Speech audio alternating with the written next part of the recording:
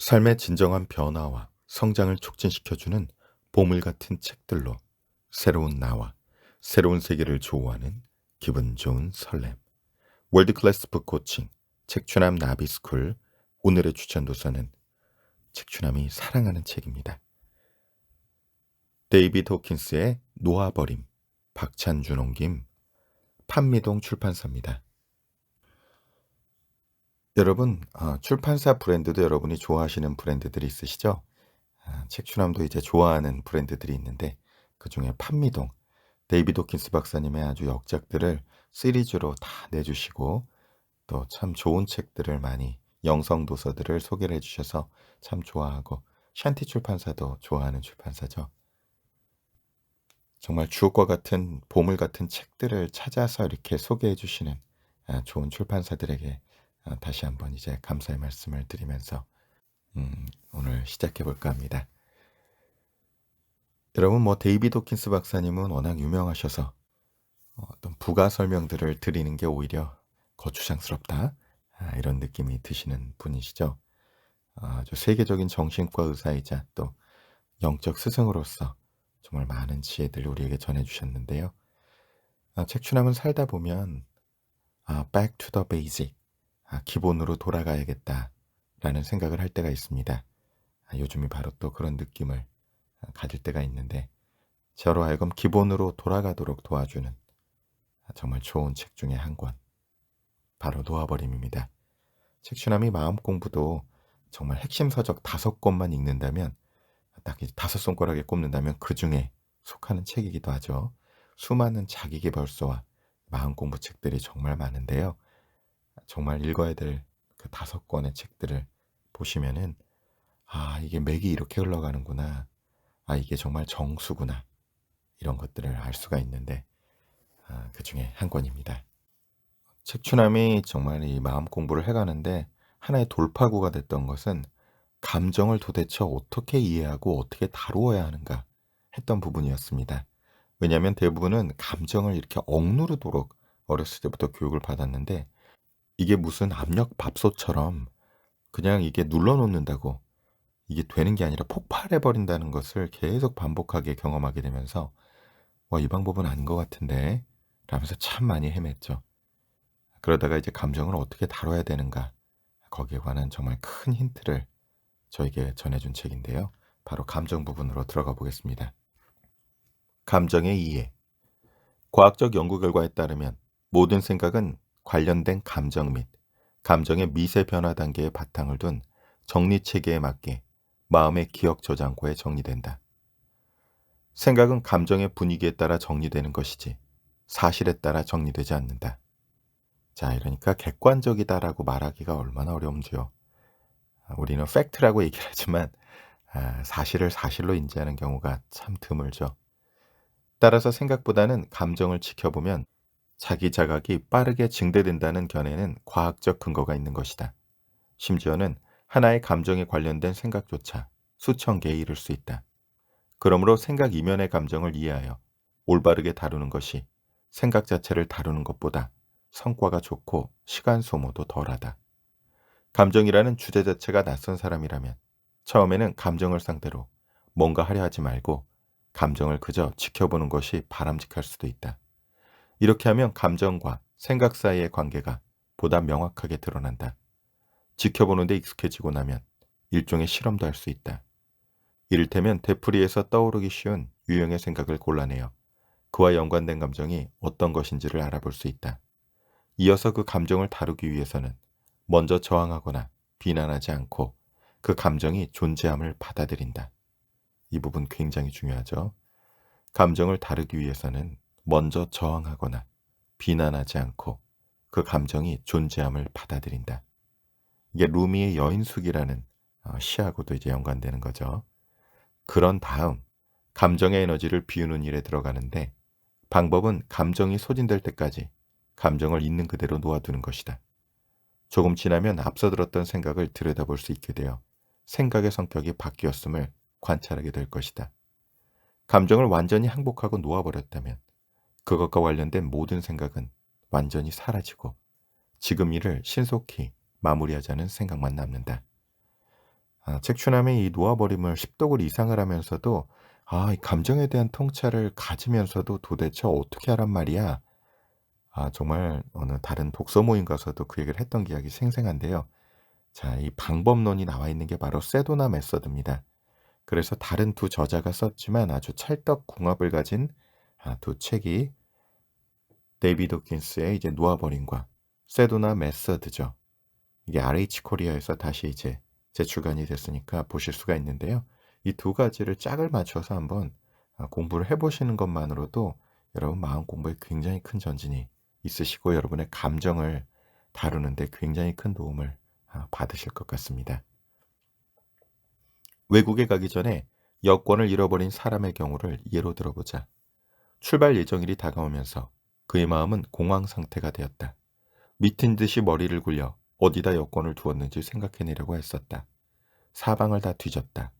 기억해내려고 이런저런 묘책도 써보았지만 소용없었다. 결국 자책할 뿐이었다. 멍청하게 여권을 잃어버리다니. 새로 만들 시간도 없다고. 여권이 없으면 여행도 가지 못하니 운명의 날이 다가오자 그는 진퇴양난에 빠졌다. 사업과 개인 일을 겸해서 가는 것이라 이번 여행을 가지 못하면 일이 잔뜩 꼬이고 상황이 어렵게 될 것이 분명했다. 그러다 막판에 이르렀을 때 놓아버린 기법이 생각났다. 그는 자리에 앉아 자문했다. 어떤 근본 감정을 무시하고 있는 것일까? 근본 감정으로 드러난 것은 놀랍게도 슬픔이었다. 사랑하는 누군가와 떨어져 있기 싫은 감정과 관련 있는 슬픔이었다. 자리를 비움으로써 관계를 아예 잃거나 관계가 약화될까봐 두려워한 것이다. 슬픔을 놓아버리고 관련된 두려움도 놓아버리자 문득 문제를 안고도 마음이 편안해졌다. 또한 2주간의 부재도 견디지 못할 관계라면 유지할 만한 가치가 없다는 결론도 얻었다. 그러고 나니 이제 위태로울 일은 아무것도 없었다. 마음이 편해지자 곧바로 여권이 어디에 있는지 생각났다. 사실 너무 뻔한 곳이라 무의식적 차단 때문이 아니라면 기억하지 못할 이유가 없었다. 여권을 잃어버려서 여행을 못하게 된 것은 물론 그로 인해 있을 수 있는 일 등 관련된 수많은 생각도 즉시 없어졌다. 그의 감정은 좌절 대신 감사와 행복의 상태가 되었다. 놓아버리면 일상에서도 매우 쓸모가 있지만 특히 삶의 위기 때 사용하면 크게 괴로울 일을 미리 막거나 가볍게 하는 데 결정적인 역할을 한다. 삶의 위기에서는 보통 감정이 압도적으로 밀어닥친다. 이러한 위기에는 억제되거나 억압된 감정 중 주요한 유형 한 가지가 활용된다. 이 상황의 과제는 어떤 감정인지를 알아내는 것이 아니라 압도하는 감정을 상대하는 것이다. 자, 이렇게만 적혀 있기 때문에 여러분, 깊은 통찰이다 하는데 이게 실용성까지 연결하는 데는 좀 한계를 느꼈었는데요. 이제 세도나 메서드가 여기서 이렇게 작용하는 겁니다. 자, 이 여권을 잃어버린 상황에서 감정을 살펴봤더니 이제 슬픔이 느껴지는 거죠. 이 슬픔이 느껴지는 건데 이건 이렇게 연결하는 겁니다. 자, 이 슬픔을 허락할 수 있나요? 혹은 허용할 수 있나요? 이 슬픔을 환영할 수 있나요? 자, 이 질문들에 관한 예, 아니요는 아무 상관이 없습니다. 자, 세 번째 질문으로 가죠. 지금 이제 다른 사람과 떨어져 있기 싫은 감정, 그렇죠? 관계를 잃거나 약화될까가 두려워한 것. 자, 이거는 세도나 메서드의 5가지 욕망 중에 몇 가지와 이렇게 좀 중첩될 수 있긴 한데요. 이제 두려움에 초점을 맞춰서 볼게요. 그러면 생존에 대한 욕망이라고 해보겠습니다. 이거는 이제 인정과 사랑에 대한 욕망과도 연결이 되는 것 같고 또 컨트롤에 대한 욕망과도 연결되는 것 같은데 일단 1차적으로 생존에 대한 관계 때문에 그 관계를 잃으면 내가 생존이 어려워질 것 같다. 이런 두려움인 거죠. 이 생존에 관한 욕망을 흘려보낼 수 있나요? 이게 세 번째 질문이죠. 네 번째. 흘려보낼 수 있어도 흘려보내지 않고 싶을 수가 있잖아요. 이제 이게 의지에 관한 얘기죠. would로 시작하는데 영어로는 이 생존에 관한 욕망을 흘려보내길 원하나요? 마지막으로 언제요?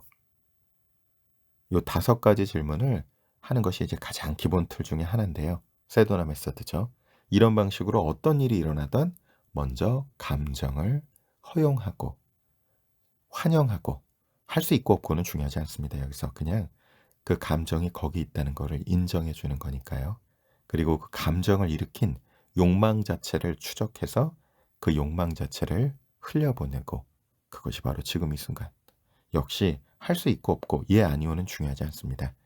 이런 5가지 질문을 쭉 하는 것만으로도 이 감정의 압력솥에 이 김이 쭉 빠지는 것을 대부분은 경험할 수가 있죠. 감정적 위기 다루기. 감정적 위기는 사람들이 대체로 아주 힘겨워하는 문제이므로 더 자세히 알아볼 필요가 있다. 감정상의 재앙을 내버려 두어 제풀에 사라지게 하는 대신 그것을 훨씬 빠르게 통과하고 좋은 결과를 내는 데 도움이 되는 여러 기법이 있다. 앞서 이야기했듯이 감정을 다룰 때 마음이 동원하고자 하는 평상시 기제는 억압이나 억제와 표출, 도피다. 자, 이게 애고 게임의 종류죠. 아까 제가 감정에 관해서 저도 억압을 많이 썼다고 말씀드렸죠. 아니면 터져서 표출하거나, 아니면 그 감정으로부터 도망가거나. 이런 기제는 의식적으로 사용하고자 하는 때라면 해롭지 않다. 감정 압도시의 기제 활용은 의식적으로 하면 바람직할 때가 많다.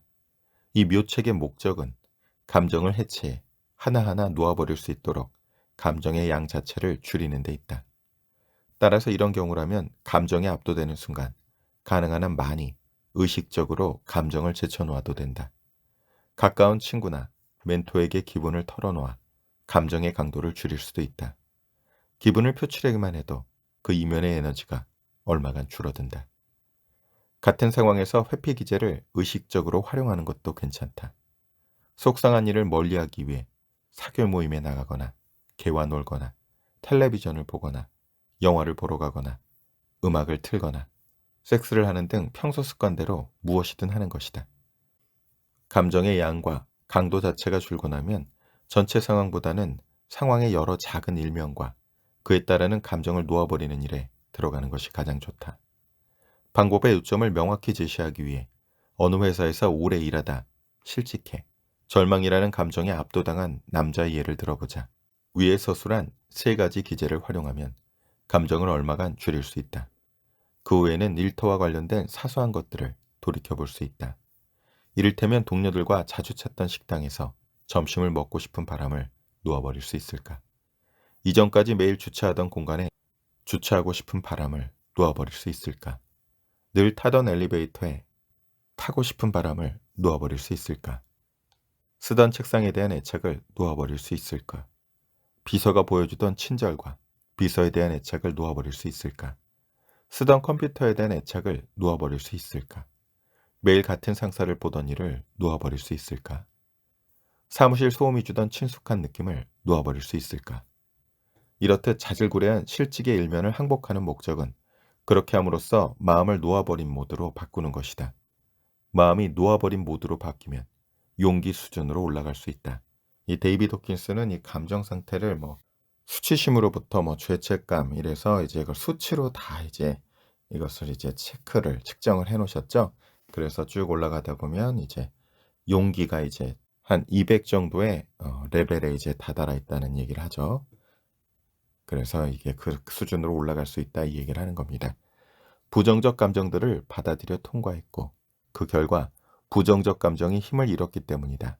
그러고 나면 상황을 직면하고 감정을 인식해 감정에 대해 무언가 할 수 있는 용기가 있음을 불현듯 자각한다. 서사한 것을 항복하면 기묘하게도 중심 사건이 주는 억압 또한 점차 덜해진다. 이런 현상이 일어나는 이유는 한 가지 감정의 항복 기제를 사용하면 감정 전부를 동시에 항복하는 것과 같기 때문이다. 이는 마치 감정 모두의 이면에 동일한 에너지가 있어서 한쪽 방향에서 항복하면 표면상으로는 반대 방향에 있는 듯한 감정까지 항복하는 것과 같다. 이 점은 임상체험의 문제라 공감하려면 각자 개인적으로 시도해야 한다. 억제, 표출, 회피, 사소한 면에서의 항복이라는 위의 4가지 방법을 적용하고 나면 이제 5번째가 명확해진다. 사실 모든 강한 감정은 여러 부수적 감정이 합성된 것이라 전체 감정 복합체 또한 해체가 가능한 것이다. 이를테면 실직한 사람은 처음에는 절망에 압도당한 느낌을 받는다. 그러나 그가 느낌 주변부의 사소한 것들을 항복하면서 회피와 억제, 표출의 기제를 의식적으로 활용해 압도된 느낌을 줄여나가면 분노의 존재 또한 깨달을 수 있다. 분노는 자부심과 연결되어 있음을 보인다. 분노는 억울함의 형태로 많이 나타난다. 자기는 이제 틀렸다고 하는 것도 자신을 향해 표출되는 분노의 형태다. 또한 분노에는 상당한 두려움도 존재한다. 따라서 연결된 감정들을 이제 곧바로 다룰 수 있다. 이를테면 다른 일자리를 얻지 못하리라는 두려움을 놓아버릴 수 있다. 이 두려움을 인정하고 놓아버릴 때 가능성 있는 대안 전부가 갑자기 뚜렷해진다. 그리고 자부심을 항복하면서 생각했던 것처럼 자신이 경제난에 직면한 것이 아님을 금세 알게 된다. 이렇듯 감정 복합체가 해체되어 구성 요소로 갈라지고 나면 각 요소는 에너지가 약해져 개별적으로 항복할 수 있다. 감정 압도에서 벗어나면서 감정의 일부를 의도적으로 억제하거나 회피했다는 사실이 기억날 것이다. 이제 그 감정을 다시 검토해 억울함이나 무의식적인 죄책감, 낮아지는 자존감 등의 후유증을 없앨 수 있다. 감정 복합제의 파편들이 일정 기간 동안 다시 나타날 수도 있고 그 기간이 몇 년이 될 수도 있지만 이후에는 다 감정의 조각들 뿐이라 올라오는 대로 처리할 수 있다. 적어도 위기 수준의 상황만큼은 또렷이 의식하며 무사히 통과할 수 있게 된다. 위기 처리를 지적 수준이 아니라 감정 수준에서 하면 위기 지속 시간이 극적으로 줄어든다. 실직한 사람의 경우 지적 수준에서 위기를 처리하면 가진 생각과 가상 시나리오가 수없이 떠오른다. 생각이 폭주하는 탓에 밤마다 잠 못 이루는 고통을 받으며 마음은 위기를 검토하고 또 검토한다. 아무런 성과도 없다. 미친 에고 게임이죠. 이면의 감정을 항복할 때까지 온갖 생각만 꼬리를 물 것이다. 아주 오래전에 감정적 위기를 겪고 지금까지도 회복하지 못한 사람들이 있다. 그들은 그 위기로 인해 삶 전체가 악영향을 받았고 그 이면의 감정을 다루는 노하우가 없는 대가를 톡톡히 치렀다. 책추남이 제 삶이 바로 그랬습니다, 여러분. 뭐 다른 예를 들 것도 없고 정말 하다하다가 에고 게임이 너무 지겨웠거든요. 정말 저는 무대와 그렇죠 배우만 바뀌고 그냥 똑같은 에고 게임의 드라마가 끊임없이 펼쳐지는데 정말 지긋지긋해서 어떻게든 이것을 좀 변화시켜보자 해서 이제 만들어낸 게 라이프 체인저 코치 지금 4학년 과정으로 진행하고 있는 프로그램이죠. 정말 이거는 정말 가능한 어렸을 때부터 알았으면 얼마나 좋을까 하는 아쉬움이 유명한 제목 시가 있죠. 지금 알고 있었던 것을 그때도 알았더라면 그 감정이 너무 공감되는 내용입니다. 삶의 위기를 성공적으로 처리하면 이로운 점이 많다. 그중 하나로 억제하거나 억압된 감정이 크게 줄어든다. 위기로 인해 올라온 감정을 포기한 결과 저장고에 남은 양이 크게 줄어든 것이다.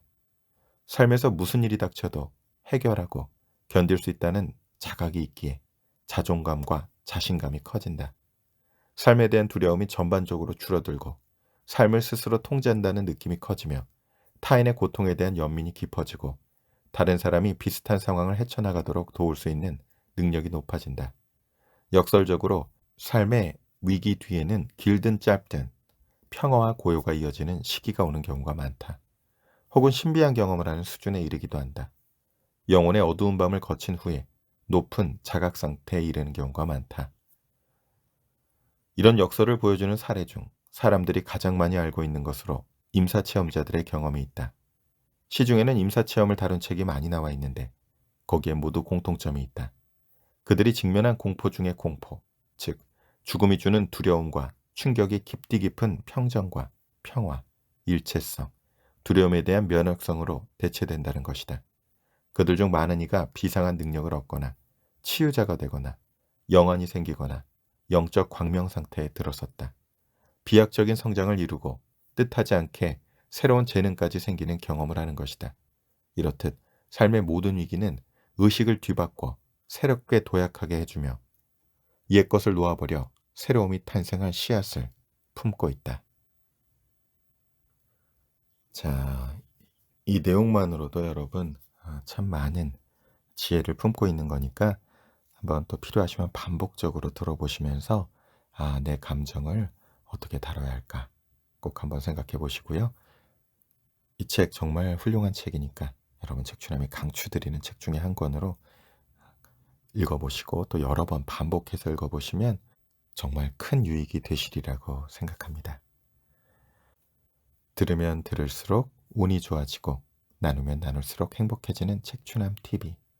오늘도 애벌레에서 나비로 비상하는 여러분의 날갯짓이 그 누군가에게는 행운의 나비 효과가 되는 행복한 하루 되시기 바랍니다. 감사합니다. 삶의 진정한 변화와 성장을 촉진시켜주는 보물 같은 책들로 새로운 나와 새로운 세계를 좋아하는 기분 좋은 설렘. 월드클래스 북코칭 책추남 나비스쿨. 오늘의 추천 도서는 데이비드 호킨스 박사의 놓아버림. 데이비드 호킨스 지음, 박찬준 옮김, 판미동 출판사입니다. 책추남이 좋아하는 출판사 중 한 곳은 이제 판미동 출판사인데요. 이유는 데이비드 호킨스 박사의 저작을 모두 다 번역을 해주셨죠. 그리고 가장 사랑하는 책 중에 한 권이 바로 이 놓아버림입니다. 그래서 계속 반복적으로 읽고 이것도 10독을 넘게 한 것 같은데 또다시 보고 또다시 보고 그래도 제가 또 늦돼서 이게 또 이것도 그만큼 못 살아냈구나 이러면서도 또다시 한번 힘내봐야지. 그리고 내가 이걸 잊지 말아야지 하면서 보고 또 보는 보고 또 봐도 보고 싶은 당신과 같은 그런 책입니다. 오늘 그런 의미에서 또다시 한번 탈바꿈 재밌는 챕터죠. 함께 나눠보도록 하겠습니다. 놓아버림은 쉽고 간단해 보이지만 그 궁극적 효과는 크고 강력하다. 이게 이제 letting go라고 이제 원문은 돼 있습니다. 때로는 건성으로 빠르고 가볍게 항복하기만 해도 삶의 중대한 변화가 오기도 한다. 이런 항복은 배의 조타륜과 비슷하다. 배의 나침반에서 1도를 변화시키면 미미한 차이만 감지된다. 그러나 여러 시간, 여러 날 동안 항해한 뒤에는 나침반상의 1도 변화 때문에 원래의 경로대로 갔으면 도착 지점과 멀리 떨어진 곳에 도착하고 만다. 자, 이 부분 때문에 책추남의 2030 북살롱에 참여하는 우리 20대 초반 혹은 청소년 프로그램에 참여하는 우리 청소년들 보면서 야 부럽다 이런 얘기를 하는 이유가 이거죠. 저는 이제야 좀 감을 잡고 있는 이런 내용들을 어린 시절부터 1도라도 생각의 변화를 가질 수 있으면 나이가 깡패라 그렇죠? 유리하겠죠. 그래서 책추남 나비스쿨이 정말 이제 물리적 형체로 이제 정말 뭐 건물의 형태로 나타나거나 그랬을 때 정말 어린이부터 우리 평생 교육기관으로서 누릴 수 있는 그러한 교육 플랫폼이 되기를 바라는 꿈이 있죠. 이 장에서는 건강과 부, 행복같이 대부분의 사람이 관심을 갖는 방면에 항복 기제가 미치는 영향을 살펴보고자 한다. 다수가 그러한 영역에서 일반적으로 겪는 일을 이야기하면서 항복 기제가 진행될 때 일어나는 변화를 대비시켜보자. 놓아버림의 기법을 사용하는 사람들의 삶을 보면 변화가 뚜렷하게 보인다. 그런 변화가 자신의 삶에서도 뚜렷하게 나타난다. 다만 때로는 변화를 알아차리지 못한다. 그래서 진전 상황을 계속 의식하고 자각할 수 있도록 목표를 목록으로 만들어 놓고 성과가 생길 때마다 체크할 것을 권한다. 이 자기 자각 방법으로 마음의 기이한 습성을 멀리할 수 있다. 이제 에고의 게임이죠. 삶을 향상시키기 위해 선택한 특정 기법으로 삶이 나아지고 나면 변화를 가져온 바로 그 기법을 얕보는 기이한 경향이 우리 마음에 있다. 마음의 에고는 자만심이 강하다 보니 공을 인정해 마땅한 것을 인정하고 싶어하지 않는 듯하다. 이렇게 내적 진전을 얕보는 마음의 성향은 때로 아주 우스꽝스럽다. 예를 들어 23년 동안 같은 직급에 꼼짝없이 머물렀던 남자가 놓아버림 기법을 사용하기 시작했다. 두어 달도 되지 않아 갑자기 부사장으로 직급이 뛰어올랐고 연말엔 회사 대표가 되었다. 내적 기법을 써서 이룬 일에 기쁘냐고 묻자 남자의 마음은 기법을 완전히 무시하고 자신이 얻은 소득을 업무 방식을 바꾼 덕으로 돌렸다. 결혼 생활도 나아졌는데 마음은 또 외부의 덕으로 돌렸다. 아내의 태도가 마침내 바뀌었어요. 우호적으로 변한 아들과의 관계에 대해서도 마음은 또다시 내적 탈바꿈을 외면하고 아들이 이제 나이가 들어 철들고 있는 덕분이라고 했다. 이어질 이야기에서는 어떤 상태에서 더 높은 상태로 옮겨가는 일이 어렵지 않다는 점에 주목할 것이다. 현재 인식 때문에 어렵게 보일 수는 있다. 그래서 항복하면 자신의 인식이 달라지는 점을 미리 마음에 새겨두는 것이 중요하다. 인식이 달라지면 목표는 저절로 상향 조정하게 된다. 당시에는 불가능하게 보이는 생각이 얼마간 기법 실습을 하고 난 뒤에는 옛날 이야기가 된다. 마음이 낮은 수준의 삶을 한결 높은 수준의 것과 비교할 때 한결 높은 수준으로 재구실하는 일에 대해서는 이상하게도 표현을 꺼린다는 점 또한 주목할 필요가 있다. 마음은 비판적이 되어 한결 높은 상태를 조롱해서 체면을 세우려고 애쓴다. 이때가 더없이 좋은 기회다. 사람이 한결 높은 삶의 상태에 도달하지 못하는 것은 바로 그런 마음가짐 탓이기 때문이다. 이 대목을 읽는 과정 자체가 지극히 도움이 된다. 정확히 어떤 것이 걸림돌이며 어떤 이유로 현재는 목표 성취가 불가능한지가 드러나기 때문이다. 걸림돌과 이유에 대해 저항이 생기거나 비판하고 폄하하고 싶어지면 읽는 과정에서 곧바로 그런 마음을 항복해 놓아버리는 일을 시작하면 된다. 이 글을 읽는 과정 자체가 성취를 가로막는 마음속 걸림돌을 가려낼 수 있는 크나큰 기회다. 만화 속에서 포고가 적이 누구인지 알았다, 우리다 라고 말한 것처럼 말이다. 나는 수십 년의 임상 경험으로 단련된 심리치료 전문가 겸 정신과 의사로서 대부분의 사람이 높은 수준으로 재구실을 하는 일을 하기란 불가능하다고 여겼다.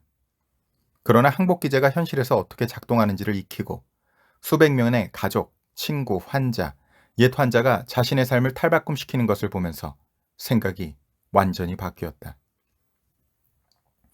이제 높은 수준으로 재구실을 하는 일은 대개 놀랄 만큼 짧은 기간 안에 누구나 쉽게 해낼 수 있는 일이라 여긴다.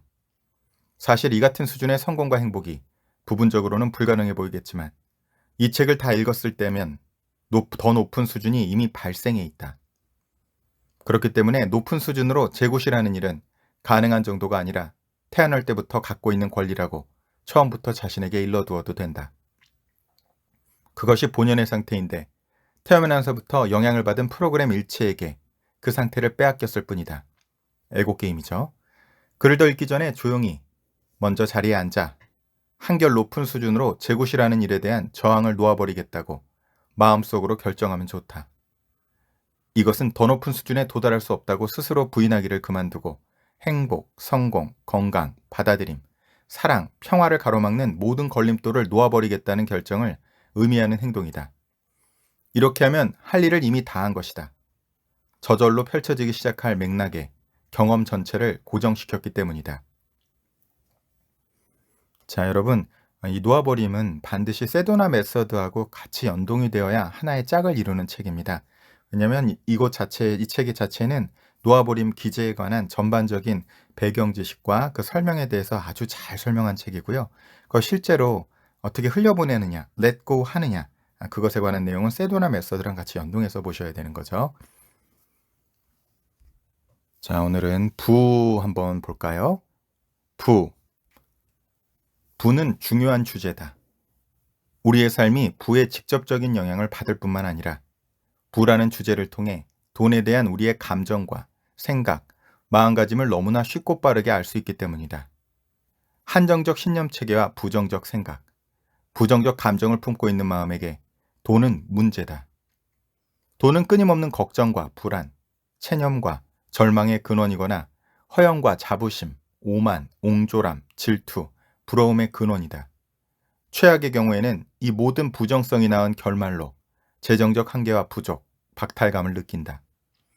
부라는 삶의 측면에서 사람들은 공포와 한계에서 나온 난 못한다라는 느낌에 대해 말을 삼가려고 돈이라는 문제 자체를 회피하고 어쩔 수 없이 낮은 사회 경제적 지위로 물러나 앉는다. 무의식은 자기 딴에 우리가 받을 만하다 싶은 것을 우리에게 안긴다.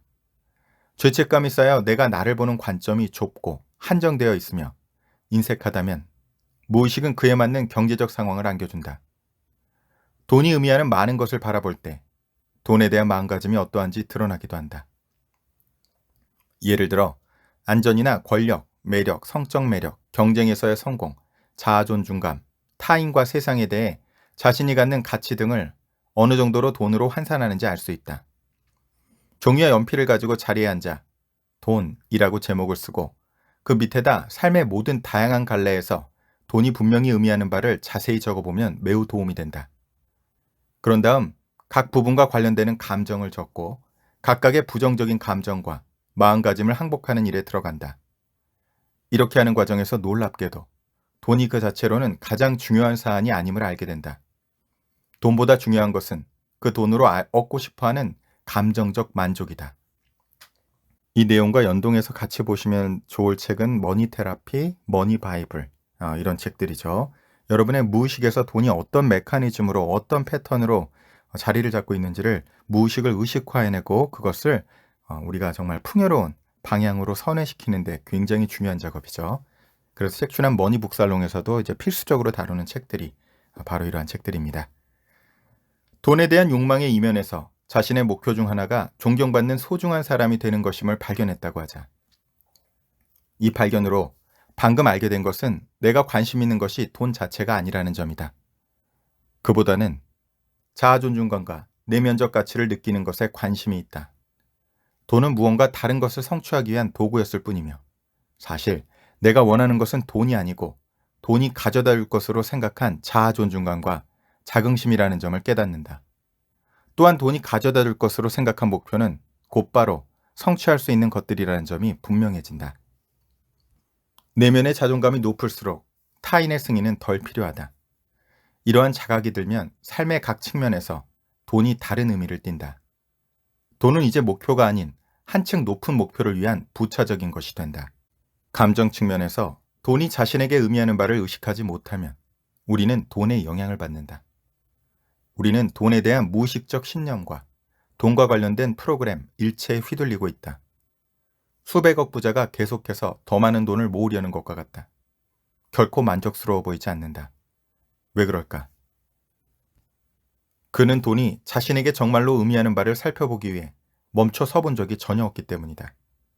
강박적으로 돈의 뒷공문이나 기타 부의 상징을 쫓아다니면 이는 내면의 자아 존중감이 너무 작아 그것을 채우기 위한 막대한 금액의 돈이 들어가기 때문이다. 내적으로 자신 없는 면이 너무 광범위해서 아무리 큰 돈을 들여도 극복할 수가 없다. 내면이 작게 느껴질수록 그런 내적 왜소함을 보상하기 위해 더욱 막대한 권력과 돈, 매력을 축적해야 한다고 표현할 수 있다. 항복한 상태에 있을 때 우리는 내적 왜소함과 자신 없음, 낮은 자존감에서 자유롭다. 그때 돈은 우리의 목표를 성취하기 위한 도구가 될 뿐이다. 항상 충분하고 넉넉할 것임을 알기에 내면에 안도감이 있다. 어떤 것이 필요할 때면 언제나 필요한 것을 얻을 것이다. 마무리되고 이루어지고 채워진다는 느낌이 내면에 있기 때문이다. 그럴 때 돈은 불안의 근원이 아닌 기쁨의 근원이 된다. 어떤 수준에서는 돈에 아예 무관심할 수도 있다. 어떤 프로젝트를 끝내기 위해 돈이 필요할 때면 어디선가 마법처럼 돈이 나타나는 것처럼 보인다. 그렇게 돈에 무심해지는 것은 자신의 힘을 얻는 근원과 연결되어 있기 때문이다. 돈에 주었던 힘을 되찾고 그 힘이 자신의 것임을 알면 더 이상 돈에 대해 걱정하거나 돈을 잔뜩 쌓아둘 필요가 없다. 황금 제조법이 있으면 황금 자루를 어깨에 맨 채 그에 따라오는 모든 걱정과 불안을 함께 지고 다닐 필요가 없다. 이 구절은 내 존재가 나를 부양한다 하는 내용과 또 연동해서 보시면 도움이 되시리라고 생각을 합니다. 사람들은 돈을 지나치게 축적하는 데 따르는 문제와 함께 돈을 잃을지 모른다는 끊임없는 공포에 빠져 있다. 5천만 달러의 재산을 가진 사람이 그냥 쉽게 우리나라 개념으로 그냥 1달러를 1,000원으로 치면 500억 재산을 가진 사람이 사업상 실수로 100억을 잃고 신경쇠약에 빠지는 것은 비극적인 희극이다. 남자는 실제로 공황 상태였다.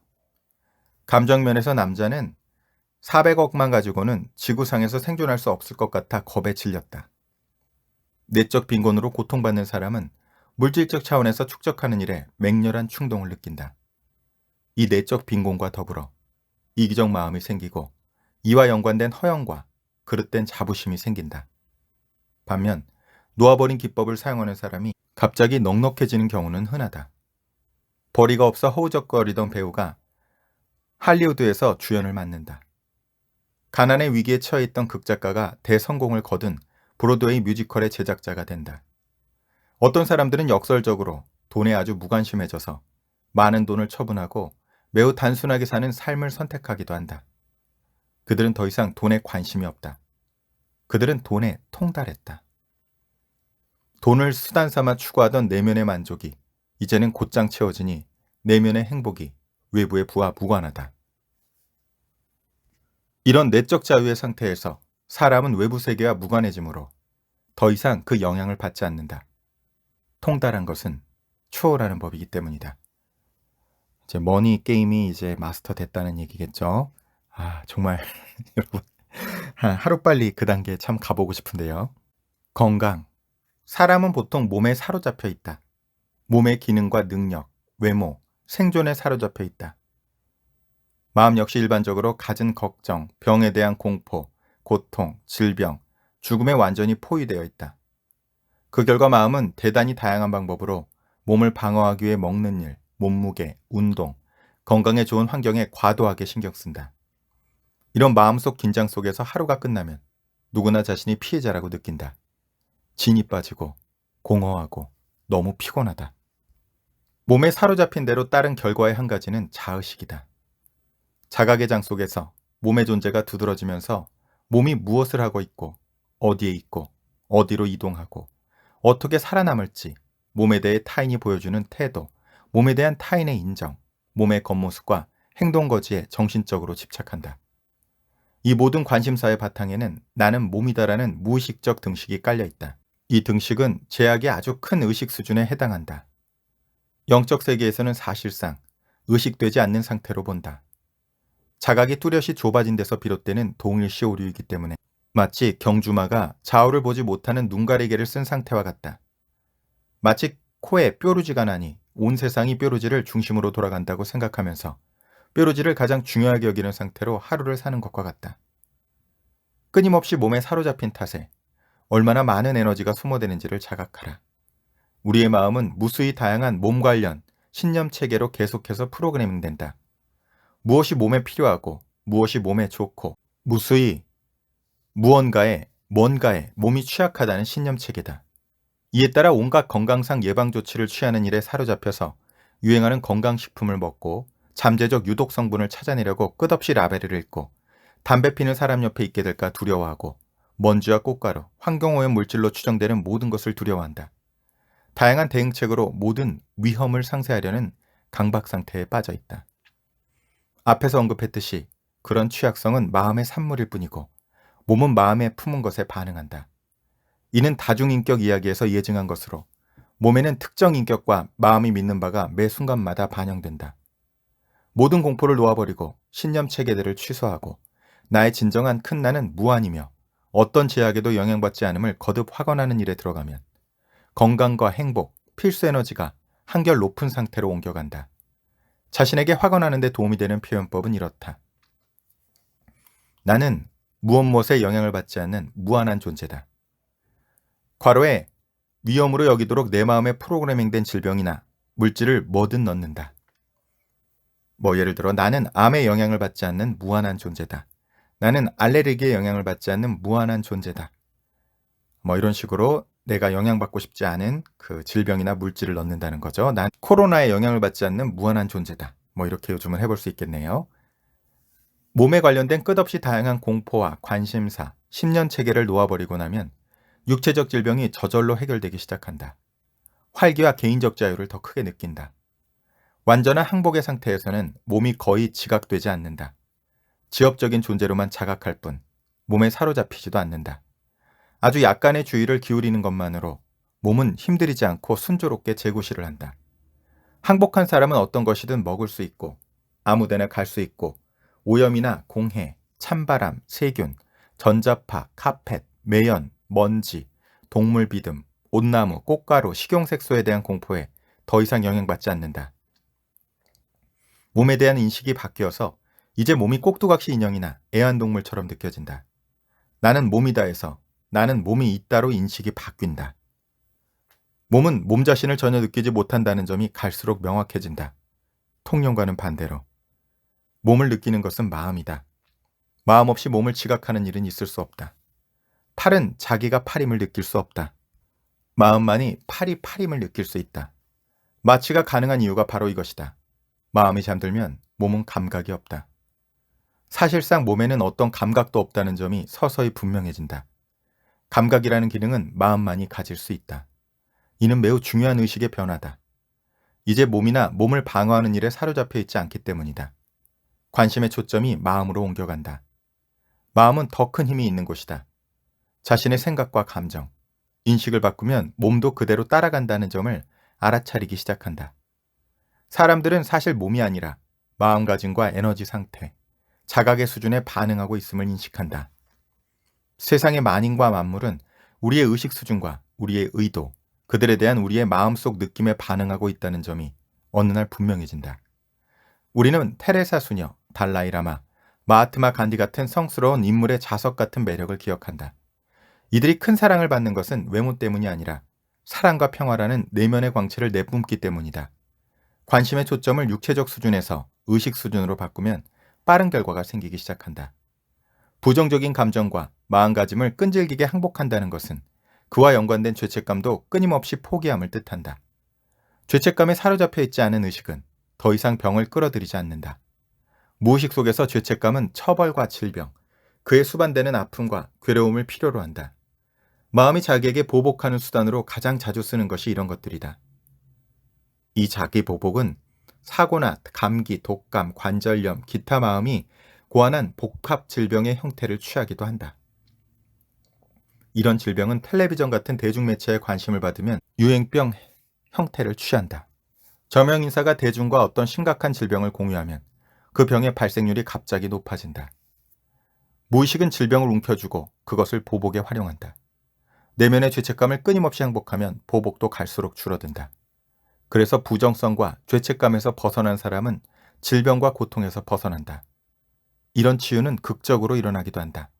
예를 들어 다발성 경화증 말기로 가망 없는 상태였던 잡지 발행인의 사례가 있다. 병원에서는 그녀에게 할 수 있는 치료를 모두 하고 나서 더 이상 치료가 불가능하다고 판단했다. 그 시점에서 그녀는 기적 수업 워크북을 공부해 죄책감을 포기하는 기법을 우연히 알게 되었다.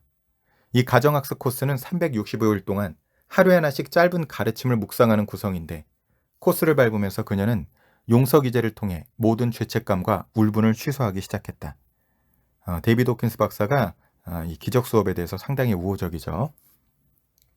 부정적 감정을 끊임없이 용서하고 취소함으로써 내면의 죄책감을 제거하자 다발성 경화증이 나아졌다. 이 글을 쓰고 있는 현재 그녀는 회복한 지 수년이 지나 빛나는 건강 상태로 행복한 삶을 누리고 있다. 이렇듯 건강과 평화는 일반적으로 죄책감과 기타 부정성을 놓아버린 자동적 귀결일 뿐만 아니라 건강하고 평안한 긍정적 상태에 대한 저항을 놓아버린 결과이기도 하다. 항복 기제를 통해 질병 전체를 통째로 해결해 평안에 이를 수 있는 것이다. 앞에서 이야기했듯이 카르마적 성향과 같은 미지의 요인으로 질병이나 병약한 상태가 수그러지지 않는 드문 경우도 있다. 이런 경우에도 부단한 항복은 치유를 불러온다. 몸은 제약으로 고통받는 것 같고 남들이 보기에는 비극적일 수도 있지만 정작 자신은 평화 속에 있으면서 타인에게 행복감을 주는 내적 평안을 내뿜는 상태에 있게 된다. 제 주변에 있는 분으로는 요나의 일기의 저자인 조요나 님이 이러한 상태들을 보여주고 계신 것 같은데요. 참 대단합니다. 대단히 깊은 항복을 통해 그들은 자기 연민과 죄책감, 자기 처지에 대한 저항을 놓아버렸다. 자신의 병이 개인적 행복을 가로막는 장벽이라는 관점을 초월했으며 병을 타인에게 축복을 주는 수단으로 본 것이다. 수년 전에 이런 현상이 대중적으로 알려진 예로 선종한 교황 요한 바오로 2세가 있다. 그는 자신이 앓고 있던 끈질긴 파킨슨병을 타인의 고통과 하나가 되는, 심지어 타인의 고통을 떠안은 영적 기회로 삼았다. 행복. 건강과 부를 이야기함으로써 행복 전반에 대한 중요한 내용은 이미 다루었다. 이제 내면의 감정 생활에 보다 초점을 두자. 우리가 실제로 살고 있는 곳은 내면이기 때문이다. 건강과 부의 목적은 결국 행복이다. 단지 우리가 그렇게 추정하고 있기 때문이기도 하고 건강과 부가 행복을 낳는다는 것이 어느 정도는 사실이기 때문이다. 그러나 행복은 곧바로 느낄 수 있는 감정이고 그런 점에서 행복은 건강이나 부와 무관하다. 행복의 전형적 풍경을 객관적으로 살펴보자. 우선 행복은 지극히 상처받기 쉽다. 우연히 던진 말 한마디나 비판적 논평, 찌뿌린 눈살, 앞에 끼어드는 차 때문에 평범한 사람의 행복이 한순간에 사라질 수 있다. 직장을 잃을 위기, 관계에 대한 불신, 불길한 예감이 드는 의사의 말, 무례한 택시기사로 인해 우리 중 많은 사람이 하루를 망친다. 우리의 행복은 왜 그리도 허약해서 흔하디 흔한 일로 하루를 망칠까? 3장 감정의 해부학에서 이미 그 이유를 살펴보았다. 다른 사람들에 대한 끊임없는 판단과 비판을 포함하는 부정적 감정, 생각, 마음가짐 때문에 우리는 자주 자신이 타인과 분리되어 있다고 느낀다. 이 내적 고독감과 분리감 때문에 인간관계가 애착의 형태를 띠며 이런 애착을 위협하는 것에는 공포와 분노, 질투가 있다. 이런 내면의 부정성으로부터 사람은 홀로 태어나서 홀로 죽는다와 같은 신념이 생긴다. 사실 이보다 진실과 거리가 먼 이야기도 없다. 임사체험을 다룬 책들이 밝히고 있듯 사람이 혼자라고 느낄 때는 살아있는 동안이고 죽음의 순간에는 전적으로 일체성과 연결성을 느낀다. 그 빛에 감싸여 베티 이디 책을 인용하는데요. 이 책도 뉴욕타임즈 베스트셀러 1위에 올랐고 지금 김영사에서 나왔다가 절판이 돼서 아직까지 복간이 되고 있지 않는 책이죠. 이 책도 책추남 그 빛에 감싸여 치시면 나옵니다. 애착이 많고 타인에게 의존하고 내면이 왜소한 탓에 자신이 약하고 한계가 있다고 느낄지도 모른다. 죄스러워 견딜 수 없는 내면의 생각과 감정을 세상에 투사하면 세상은 무시무시한 것처럼 보인다. 이 같은 공포를 마음에 품기 때문에 무서운 사건과 일이 말 그대로 자기 삶의 경험으로 나타난다. 공포로 인해 만성 분노가 생기고 비난에 민감해지고 내면적으로 감정적 난장판이 벌어지기 쉽다. 절망이 주기적으로 찾아오고 언짢은 감정에 민감해지면서 아픔과 괴로움이 생긴다. 사람들은 모두 분리되어 있다고 여기는 에고의 마음은 자기가 보기에 더 행복하고 더 성공하고 인간관계가 더 좋고 외모가 더 낫고 인맥이 더 넓은 사람이라면 누구든 부러워한다. 내면의 목표가 뚜렷하지 않기 때문에 혼란스러워하고 자기 연민과 부러움, 울분이 추가로 따라온다. 자기 비난을 세상에 끊임없이 투사하고 투사한 자기 비난이 타인에게서 받는 비난의 형태로 돌아오면 이로 인해 죄책감과 왜소해지는 느낌은 더욱 커진다. 우리 중 일부에게는 이런 감정에서 탈출할 길이 허세, 옹졸함, 심한 편견, 오만, 분노를 일으키는 것뿐이며 이는 다시 잔인성, 고압적 태도, 잔혹성, 남의 기분에 대한 둔감함의 형태로 나타난다. 둔감함은 종종 자기 변명과 함께 나타난다. 저는 숨김없이 속내를 털어놓는 사람입니다. 저는 솔직한 타입이라 다른 사람은 제가 자기를 어떻게 생각하는지 다 압니다. 이런 말로 둔감함을 은폐하는데 그냥 무분별하다고 하는 것이 더 나은 표현일 것이다. 낮은 자존감에서 생기는 것으로는 자신과 타인이 가하는 비판, 끊임없는 경쟁과 비교, 분석, 경멸, 감정을 차단하고 이성만 과도하게 작동시켜주는 주지와 의심, 복수하는 공상 등이 있다. 이 모든 기제가 실패하면 무의욕과 체념, 피해의식이 재발한다. 이런 상태에서는 갈수록 사람들과 멀어진다. 자신에 대해 감춰야 할 것이 너무 많기 때문이다. 자신의 행동으로 인해 다른 사람들로부터 고립되는 일이 생기고 아직 유해 보이는 삶의 측면을 과대평가함으로써 불균형이 생긴다. 이런 내적 혼동 상태 때문에 일반적인 사람들은 불가피하게 항상 무의식 상태로 남아있고자 한다. 이 목적을 이루기 위해 마음이 고안하는 방법을 지켜보면 흥미롭다. 아침에 일어나자마자 라디오나 텔레비전을 켜서 마음이 자아와 자아의 수다에서 즉시 벗어나게 한다. 이렇게 놀거리를 투입해도 마음이 그날의 프로젝트, 일, 성취나 재미를 위한 다양한 계획에 사로잡히기 전까지는 마음의 생각과 감정이 계속 생기기 쉽다. 마음은 몸에도 사로잡히기 시작한다. 이 닦고, 씻고, 향수를 뿌리고, 파우더를 바르고, 탈취제를 뿌리고, 그날 입을 옷을 세심하게 고른다. 옷을 고르자니 그날의 일정이 떠오른다. 하루치일로 구겨놓은 업무들 때문에 바쁠 것이다. 끊임없이 이어지는 약속, 전화 통화, 심부름, 사교상 약속, 집안일, 이메일 처리 등이 기다리고 있다. 출근하거나 일을 보러 가는 도중에 동료와 잡담하고, 차에서 라디오를 듣고, 휴대전화로 통화하고, 문자 메시지를 보내고, 지하철에서 조간신문을 본다. 목적지에 도착하면 곧바로 그날 있을 외부 사건에 사로잡힌다. 비즈니스, 거래, 할인 상품, 준비, 걱정, 조종, 끊임없는 권력 추구, 한 건을 올리기 위한 탐색, 항상 존재하는 생존의 공포에 사로잡힌다. 이 모든 일에 동기를 부여하는 것은 어떻게든 의미와 안도감을 얻고 어떤 방법으로든 자존감을 높이고 지키려는 욕망이다. 에고의 끊임없는 욕망들이죠. 문득 어떤 외부 일이 끼어드는 바람에 억지로 멈추고 나서야 자신이 광분하며 분투 중이었음을 비로소 깨닫는다. 그러고는 내면의 공허와 마주친다. 공허를 피하려면 소설이나 잡지, 텔레비전, 인터넷에 쉴 새 없이 탐닉해야 한다. 아니면 끊임없이 파티에 나가고 약물을 통해 환각의 세계로 탈출하고 인사불성이 되도록 술을 마시고 영화를 보고 여타 놀거리를 추구한다. 우리는 내면의 공허함을 직면하는 일만 피할 수 있으면 무엇이든 하려고 한다. 뭐가 되었든 활동 자체는 문제가 아니다. 다만 그런 활동을 하면서 의식의 상태와 자각의 상태는 어떠하며 활동을 어떻게 인식하고 있는지, 활동을 추구하고 경험하는 방식은 어떤지 자세히 살펴보아야 한다. 내면이 자유로운 상태에서는 똑같은 사건과 경험이 완전히 다른 의미를 갖는다. 같은 활동이 내면의 행복감과 자아 존중감, 충족감에서 나올 수도 있다.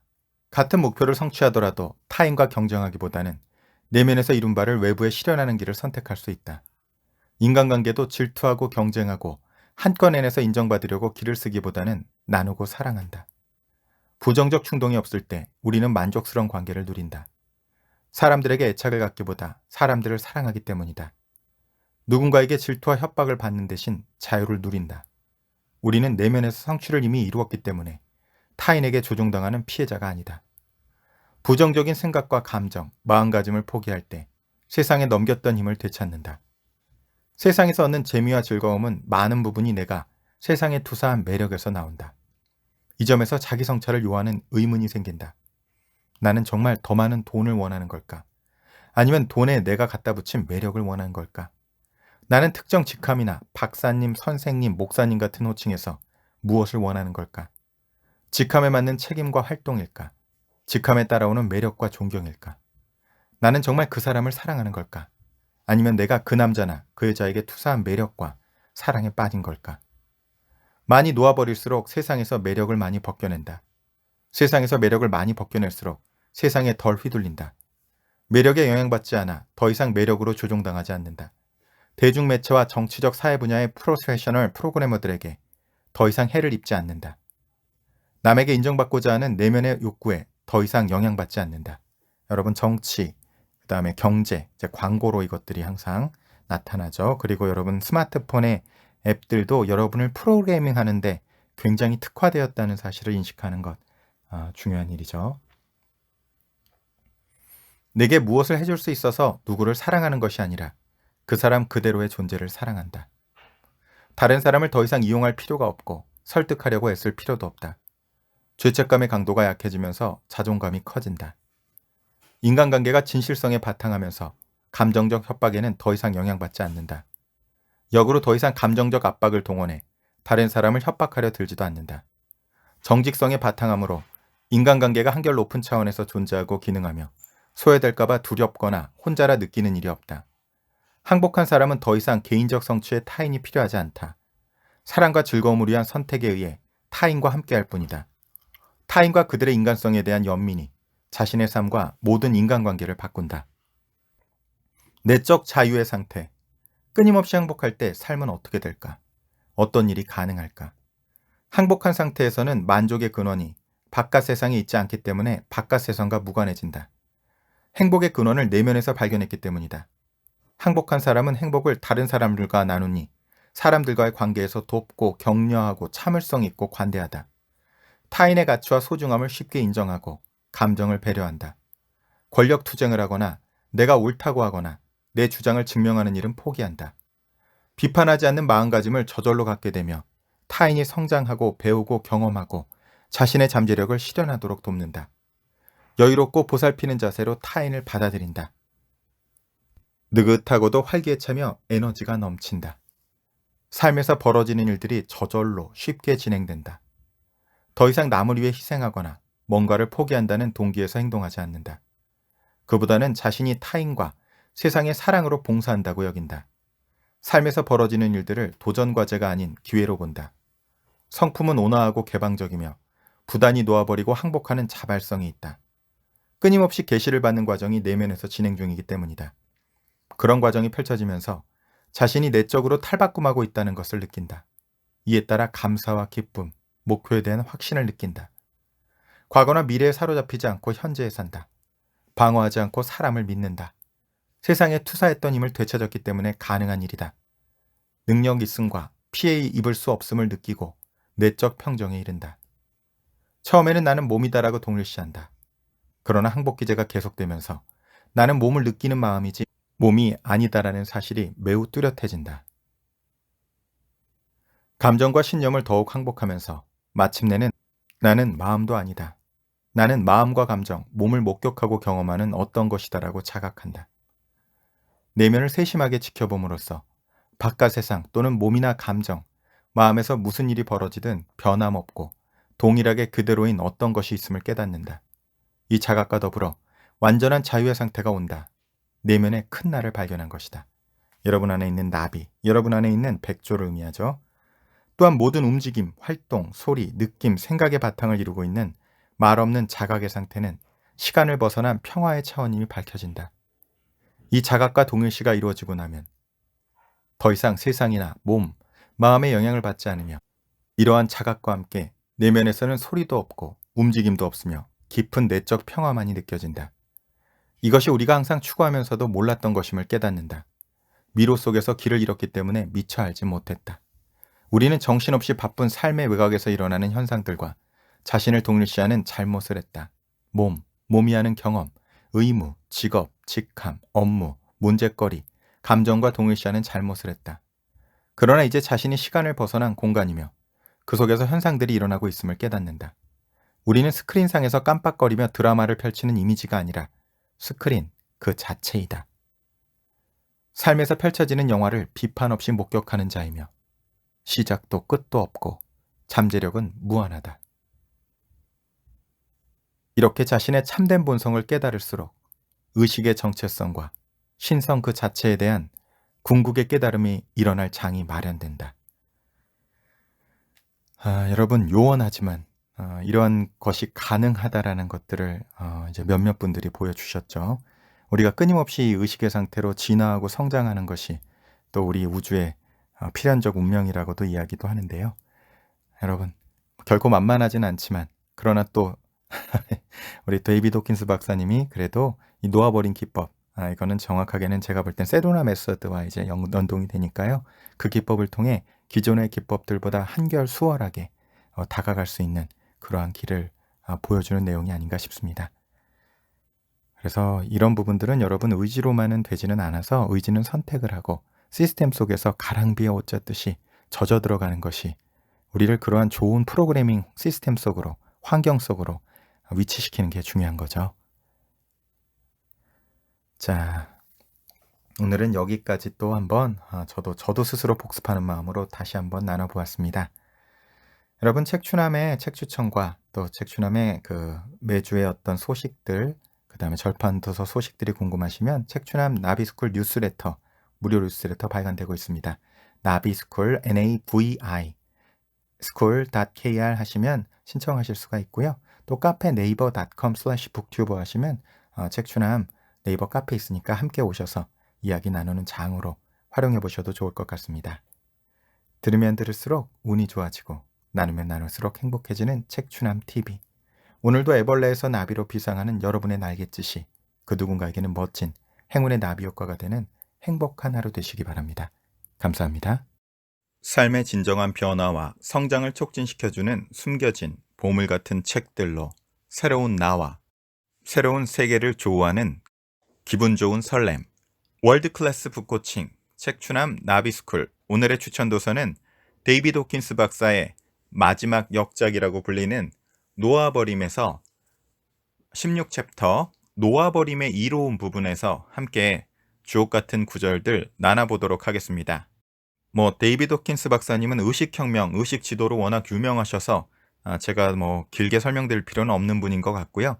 바로 책의 어떤 책추남의 마음속에 와닿던 깊이 와닿던 구절들 함께 나누도록 하겠습니다.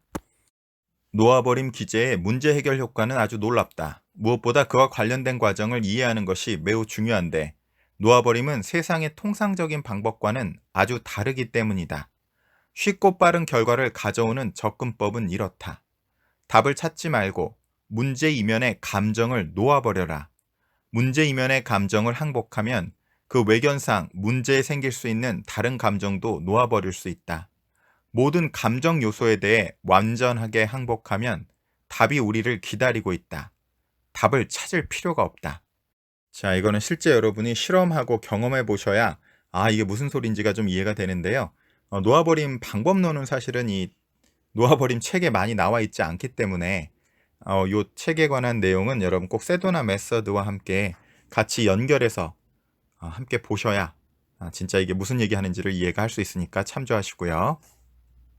문제 해결을 위해 마음이 시간을 비효율적으로 쓰는 것과 비교할 때 놓아버리는 방법이 얼마나 쉽고 단순한지를 따져보라. 자판을 일일이 쳐다보면서 치듯 대개 마음은 가능한 답을 찾아 이걸 더듬었다가 다시 저걸 더듬거리곤 한다. 마음이 결정을 내리지 못하는 이유는 답이 없는 곳에서 찾고 있기 때문이다. 이거는 어떤 할머니가 어떤 그 뭐라고 할까요? 공원 가로등 밑에서 뭔가를 계속 찾고 있을 때 지나가던 사람이 할머니 하고 인사하고 갔다가 한 3시간 후에 돌아와서 할머니가 아직도 뭘 찾고 있는 걸 보고 뭘 찾으세요 했더니 반지를 잃어버렸어. 그래요. 그리고 같이 찾았는데 아무리 찾아도 없으니까 어디서 잃어버리셨는데요? 그랬더니 저기 숲에서 잃어버렸지. 근데 왜 여기서 찾으세요? 그랬더니 여기가 불빛이 있잖아. 이게 이제 비운 거죠. 우리가 의식적으로 볼 수 있는 곳에서만 답을 찾을 땐 답이 나오기가 어렵죠. 그렇기 때문에 여러분 책추남에서 같이 진행하는 게임풀 띵킹 코칭이 파워풀한 이유가 무의식에서도 우리 안에 잠재의식 안에 있어서도 답을 같이 찾기 때문에 어제도 이게 진행하면서 아주 큰 효과를 경험하신 또 서로가 경험하게 됐는데 그것이 가능하기 때문에 그렇게 힘이 있는 거죠. 여러분 우리가 우리의 의식 레벨에서 문제를 만난다는 건 아인슈타인이 얘기를 했듯이 그 의식 레벨에 있기 때문에 그 문제를 만났기 때문에 의식 레벨을 바꾸면 그 문제가 저절로 해결이 되는 거죠. 그게 NLP의 Neurological 레벨이라는 이론도 마찬가지고 많은 문제들이 우리의 무의식을 의식화시킬 때 많은 문제들이 해결되는 이유기도 하고요. 데이비드 호킨스 박사의 이 책에서도 결국은 모든 것의 문제의 핵심은 외면적인 것보다는 우리 내면의 억압된 감정이 잘못된 신념 체계를 만들게 되고 그 신념 체계에 따라 우리가 세상을 바라보는 관점을 가지게 되고 양자역학의 관찰자 효과처럼 우리가 보는 대로 세상이 또 만들어져 가는 부분이 있기 때문에 우리가 그것이 실제라고 믿고 살아가게 되는 악순환을 만들어낸다는 거. 그것들이 많은 선현들이 얘기한 우리는 마야에 우리의 환상 속에 산다는 바로 그 얘기라고 얘기를 하고 계시죠. 문제 해결의 항복 기제를 사용하면 오래 끌던 문제도 번개같이 해결할 수 있을 때가 많다. 얼마나 빠른지 알아보기 위해 시험적으로 사용해보자. 오래된 문제 여러 개를 놓고 답 찾는 일을 그만둔다. 애초에 문제를 일으켰던 문제 밑에 깔린 감정이 어떤 것인지 알기 위해 들여다본다. 그 감정을 놓아버리고 나면 답이 저절로 모습을 드러낸다. 우리는 공포와 분노, 죄책감, 자부심 때문에 활동을 벌이거나 무언가에 애착을 보일 때가 많다. 어떤 방면에서든 이런 부정적 감정을 포기하면 용기의 수준으로 올라간다. 용기의 수준에서는 삶의 변화가 일어나기 시작한다. 혹은 같은 활동을 계속하기로 결정하더라도 동기가 달라져 있어서 결과적으로 과거와는 다른 결과를 얻게 된다. 적어도 감정적 이득이 달라진다. 음침한 만족감 대신 환희를 경험할 수도 있다. 문득 깨닫고 보면 이전과 똑같은 활동을 하고 있을 수도 있지만 이제 의무감이 아니라 즐기기 위해서 한다. 하고 싶어서 하는 것일 뿐 해야 해서 하는 것이 아니다. 필요한 에너지도 당연히 훨씬 적다. 사랑을 베푸는 능력이 상상 이상으로 커졌다는 기분 좋은 발견도 하게 될 것이다. 놓아버릴수록 더욱 다정해진다. 우리 본연의 모습이 계속 나타나기 때문이죠. 점점 더 사랑을 느끼는 사람과 더불어 사랑하는 일에 시간을 더 많이 쓴다. 이런 일이 생기면서 삶이 바뀐다. 사람이 다르게 보인다. 사람들이 나에게 다르게 반응한다. 나는 느긋하고 행복하고 태평하다. 사람들이 내게 끌리는 것은 내 주위에 있으면 편하고 행복하기 때문이다. 부정성을 놓아버리고 나면 자기 자신의 힘을 돌려받는다. 저절로 그렇게 된다. 행복을 가로막던 걸림돌을 항복하고 나면 줄곧 내면에 있던 행복이 밖으로 빛을 발한다. 만나는 사람마다 좋은 쪽으로 영향을 준다. 사랑은 감정 에너지 진동 중에 가장 강력한 것이다. 그래서 사람들은 돈 때문이라면 절대로 하지 않을 일을 사랑을 위해서라면 어떤 고생도 마다하지 않고 한다. 부정적 걸림돌과 난 못해를 없애고 나면 삶에서 완전히 새로운 방면이 활짝 열린다. 성공은 가장 좋아하는 일을 했을 때 이루어지는 것이지만 사람들은 대부분 자기가 해야 하는 것으로 상상하는 일에 매여 있다. 한계를 포기하면 창조성과 재능 표출의 길이 완전히 새롭게 열린다. 난 못해를 항복할 때 우리의 삶에서 일어나는 신속한 성장 사례는 수없이 많다. 오래 지속되던 삶의 문제가 느닷없이 해결되기도 한다. 역설적으로 이렇게 돌파구를 찾고 성장하면 평형 상태가 깨지는 탓에 친구와 가족에게는 속상한 일이 생기기도 한다. 속박이나 공포, 죄책감, 의무감에서 하던 일을 하루아침에 던져버리는 경우도 있기 때문이다. 의식 수준이 달라진 덕에 인식이 바뀌고, 중요한 얘기죠. 우리가 미운 오리 새끼, 애벌레에서 나비로의 의식이 바뀌면 인식이 바뀌죠. 그러면 삶의 새지평이 기어 올라가는 삶에서 날아오르는 삶이 되기 때문에 새로운 삶이 펼쳐진다는 거죠. 갈매기 조나단이 여러분 그 몇백 킬로, 그러니까 수시속 몇백 킬로를 뚫고 나자 하는 것이 바라보는 삶을 바라보는 것이 완전 바뀌는 것처럼 삶을 움직이던 동기 중 많은 것이 갑자기 의미를 잃는다. 돈, 명성, 존경, 위치, 위신, 권력, 야망, 경쟁, 안전욕구 같은 동기는 사라지고 사랑, 협력, 실현, 자유, 창조성 표출, 의식 확대, 이해, 영적 자각 같은 동기가 생긴다. 생각과 이성, 논리보다는 직관력과 느낌에 의지하는 경향이 생긴다. 매우 양적인 사람은 자신의 음적인 면을 발견하고 음적인 사람은 양적인 면을 발견하기도 한다. 융통성이 없던 행동 패턴이 유연하게 바뀐다. 안전과 생존보다는 발견과 탐험이 중요해진다. 개인 생활도 탄력을 얻어 판에 박힌 생활에 변화가 생긴다. 놓아버림 기제의 놀라운 점 하나는 중대한 변화가 아주 빠르게 일어날 수 있다는 사실이다. 평생을 일관한 패턴이 하루아침에 사라질 수 있고 오래 지속되어 온 억제 성향을 몇 분, 몇 시간, 며칠 만에 놓아버릴 수 있다. 빠른 변화와 함께 활기도, 결국 에너지도 커지는 거죠. 부정성을 놓아버린 덕에 풀려난 삶의 에너지가 긍정적 마음가짐과 생각, 감정으로 흘러들면서 개인의 능력이 점점 더 커진다. 이제 생각을 가지면 결과가 더 잘 나온다. 적은 노력으로 더 많이 성취한다. 의심과 두려움, 억제가 없어진 덕에 의도가 강력해진다. 부정성은 없어지고 기운찬 힘이 풀려나면서 한때는 불가능했던 꿈들이 이제 현실적인 목표가 된다. 심리 문제 해결, 심리치료와의 비교. 보통 놓아버림이 심리치료보다 빠를 때가 많다. 의식과 자각의 성장에 더 큰 자유와 활력을 줄 때도 많다. 그러나 바탕이 되는 패턴을 밝히기 위해 고안된 것으로는 심리치료가 낫다. 제가 그래서 마음공부 처음 하시는 분들께는 항상 일정 기간의 심리 상담도 도움이 된다라고 추천드리는 이유죠. 둘 다 병행하면 효과가 더 좋을 수 있다. 놓아버림 기제를 쓰면 심리치료가 쉽고 빨라지며 치료의 목표도 높게 잡을 수 있다. 반면 심리치료가 지적으로 더 만족스러울 수 있는 것은 치료 과정이 말로 이루어지고 행동 이면에 외에 초점을 두기 때문이다. 그러나 이런 특성은 한계이기도 하다. 지적 통찰이 성과의 전부일 때가 너무 많고 감정 극복 과정이 느리고 고통스러울 때가 많아 결국 회피하게 된다. 이건 정말 그렇습니다. 이게 브라이언 와이스 박사님의 기존의 정신의학과 심리학의 한계에 대해서 얘기하는 거를 제가 정말 온몸으로 많이 경험한 것 같습니다. 알겠는데, 지적으로는 알겠는데 내가 삶을 변화시킬 수 있는 힘까지 연결이 안 되는 거죠. 이와 달리 놓아버린 기제는 매 순간의 감정인 무엇에 관심을 두며 지적 능력을 개입시키지 않는다. 무엇을 포기하고 나면 왜는 저절로 분명해진다. 우울증이 일어나는 인과관계를 분석하는 일은 감정에 대한 저항을 놓아버림으로써 절망의 바닥까지 완전히 들어가는 일과는 전혀 다른 것이다. 감정을 완전히 느끼게끔 자신을 허용하고 모든 느낌, 생각, 감정에서 얻는 사소한 이득을 놓아버리면 자유를 얻는다. 우울한 무엇에서 벗어나기 위해 왜 우울한지 캐낼 필요가 없다. 놓아버림의 목표는 심리치료의 목표를 크게 넘어선다. 놓아버리거나 항복하는 궁극적인 목적은 전적인 자유다. 심리치료의 목표는 에고를 재적응시켜 더욱 건강한 균형 상태에 이르게 하는 것이다. 이 두 체계는 서로 다른 현실 패러다임에 근거한다. 심리치료의 목적은 만족스럽지 못한 정신적 프로그램들을 한결 만족스러운 것으로 대체하는 것이다. 이에 반해 놓아버림의 목적은 발전을 가로막는 정신적, 감정적 프로그램들을 제거하는 것이다. 이는 길들여진 상태에서 벗어난 마음을 성취하는 것이며 궁극적으로는 마음 자체를 초월해 사랑과 평화라는 높은 의식 상태에 도달하는 것이다. 심리치료에서는 치료자에게 의존하므로 그들이 어떤 교육을 받았고 어떤 기법을 사용하는지가 중요하다.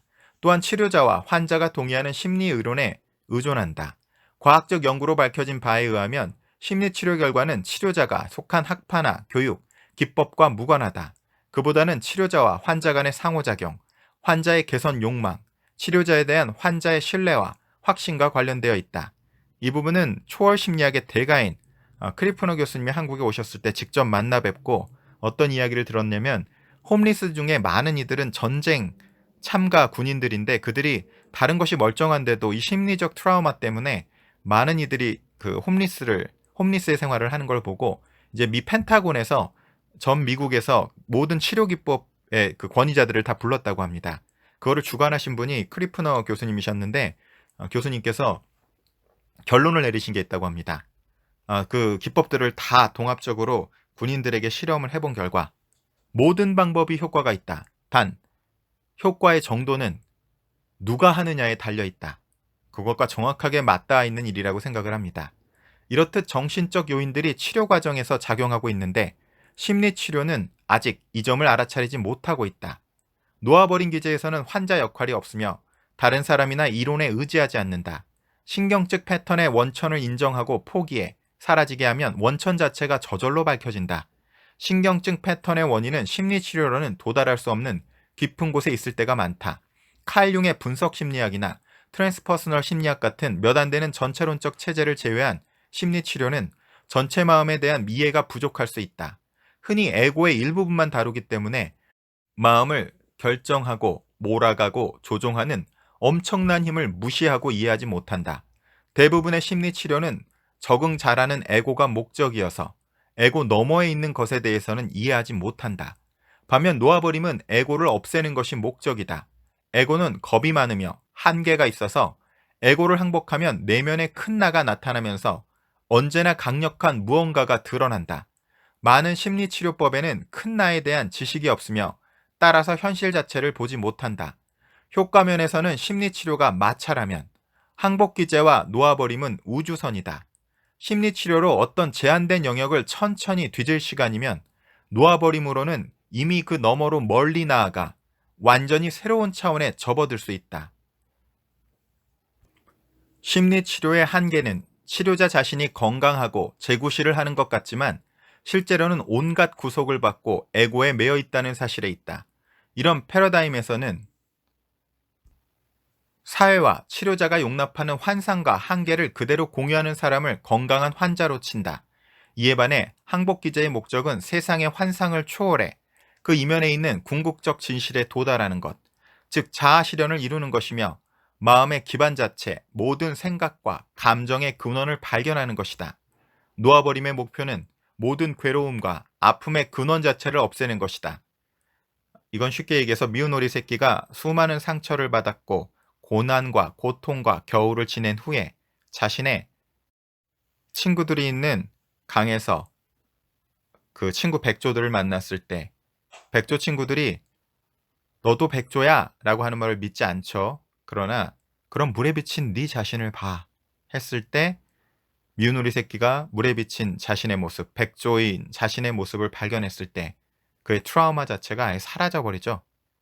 트라우마 자체는 나와 미운 오리 새끼를 동일시했기 때문에 일어난 일이기 때문에 그 동일시를 없앤다면 여러분 이 근원 자체가 없어지는 거죠. 이 말은 파격적이고 충격적으로 들리겠지만 사실이 그렇다.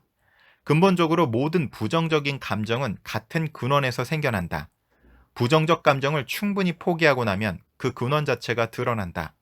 근원 자체를 놓아버리고 근원과 동일시하지 않으면 에고는 녹아 없어진다. 그 결과 괴로움의 근원이 힘의 기반 자체를 잃어버린다. 우리 각자가 저장해 놓은 부정적 감정은 그 양의 한계가 있다.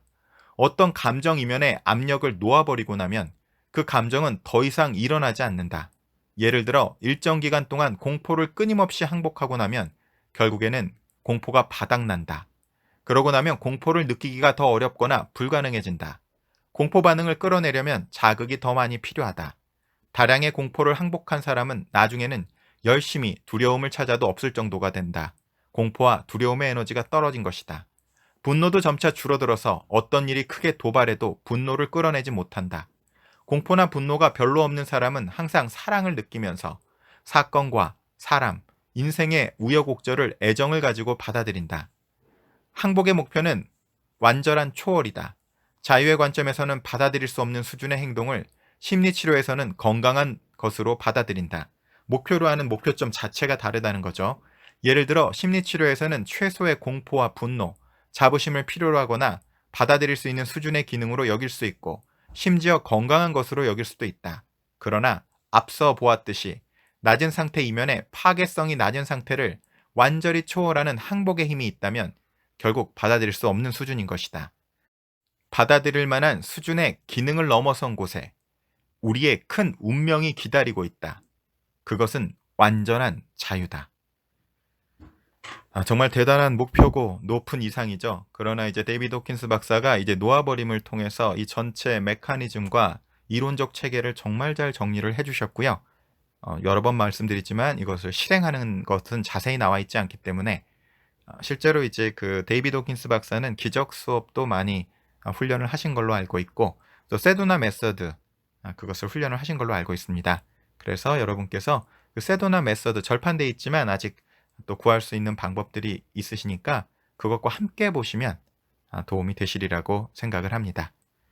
자, 오늘은 토요일 오전 7시마다 제가 책추남 온라인 북코칭으로 지금 이 놓아버림을 가지고 한 챕터, 두 챕터씩 가지고 조금 읽고 함께 북코칭 나누고 있죠. 그래서 우리 다음 주에 이 내용을 갖고 할 건데 그것에 관해서 여러분께 미리 좀 ESB 좀 되는 측면에서 저희가 북코칭을 길게 하지 않기 때문에 이런 방식으로 좀 하면은 도움이 되실까 하고 또 특별히 한번 준비해 본 방송입니다. 이제 책추남 나름의 방식대로 그동안에 했던 마음 공부 영역 여러 가지 무의식에 관한 탐구, 몸에 관한 탐구, 제 깜냥 안에서 해봤던 것들을 다 통합해서 실제 삶으로 적용할 수 있도록 핵심의 정수를 게임풀 띵킹이라는 개념으로 게이미피케이션과 마인드풀니스, 명상을 통합해서 게임 디자인 형식으로 이걸 사용하기 쉽게 만들어 놓은 게 책추남 4학년 라이프 체인저 코칭 과정입니다. 또 관심 있는 분들은 또 함께 참여해 보셔도 좋을 것 같고요. 책추남은 꿈을 꿉니다. 나비스쿨 설립의 꿈을 꿉니다. 애벌레가 나비로 날아오르듯 그렇게 나답게 자유롭게 충만하게 살아갈 수 있는 실력, 천 하늘의 마음 공부, 지 땅의 돈 공부, 인 사랑 공부를 통합적으로 익힐 수 있는 지혜와 실력을 기를 수 있는 교육 플랫폼을 꿈꿔봅니다. 혼자 꾸면 꿈이지만 함께 꾸면 현실이기에 여러분을 이 나비스쿨의 꿈에 초대드려 봅니다. 함께 해주시는 방법은 책추남에서 추천드리는 책들 소장하셔서 여러 번 반복하고 읽고 쓰고 토론해 보시면 좋겠습니다. 그러면 그것이 여러분 내면에 변화의 씨앗으로 심겨 언젠가 작은 나비의 날갯짓이 거대한 폭풍을 이루듯 그런 나비 효과를 일으키리라고 믿습니다. 또 이 영상에 담긴 지혜가 정말 마음에 드셨으면 좋아요, 구독하기, 알람 설정하셔서 정말 도움이 될 만한 주변 분들 3분에게 공유해 주세요.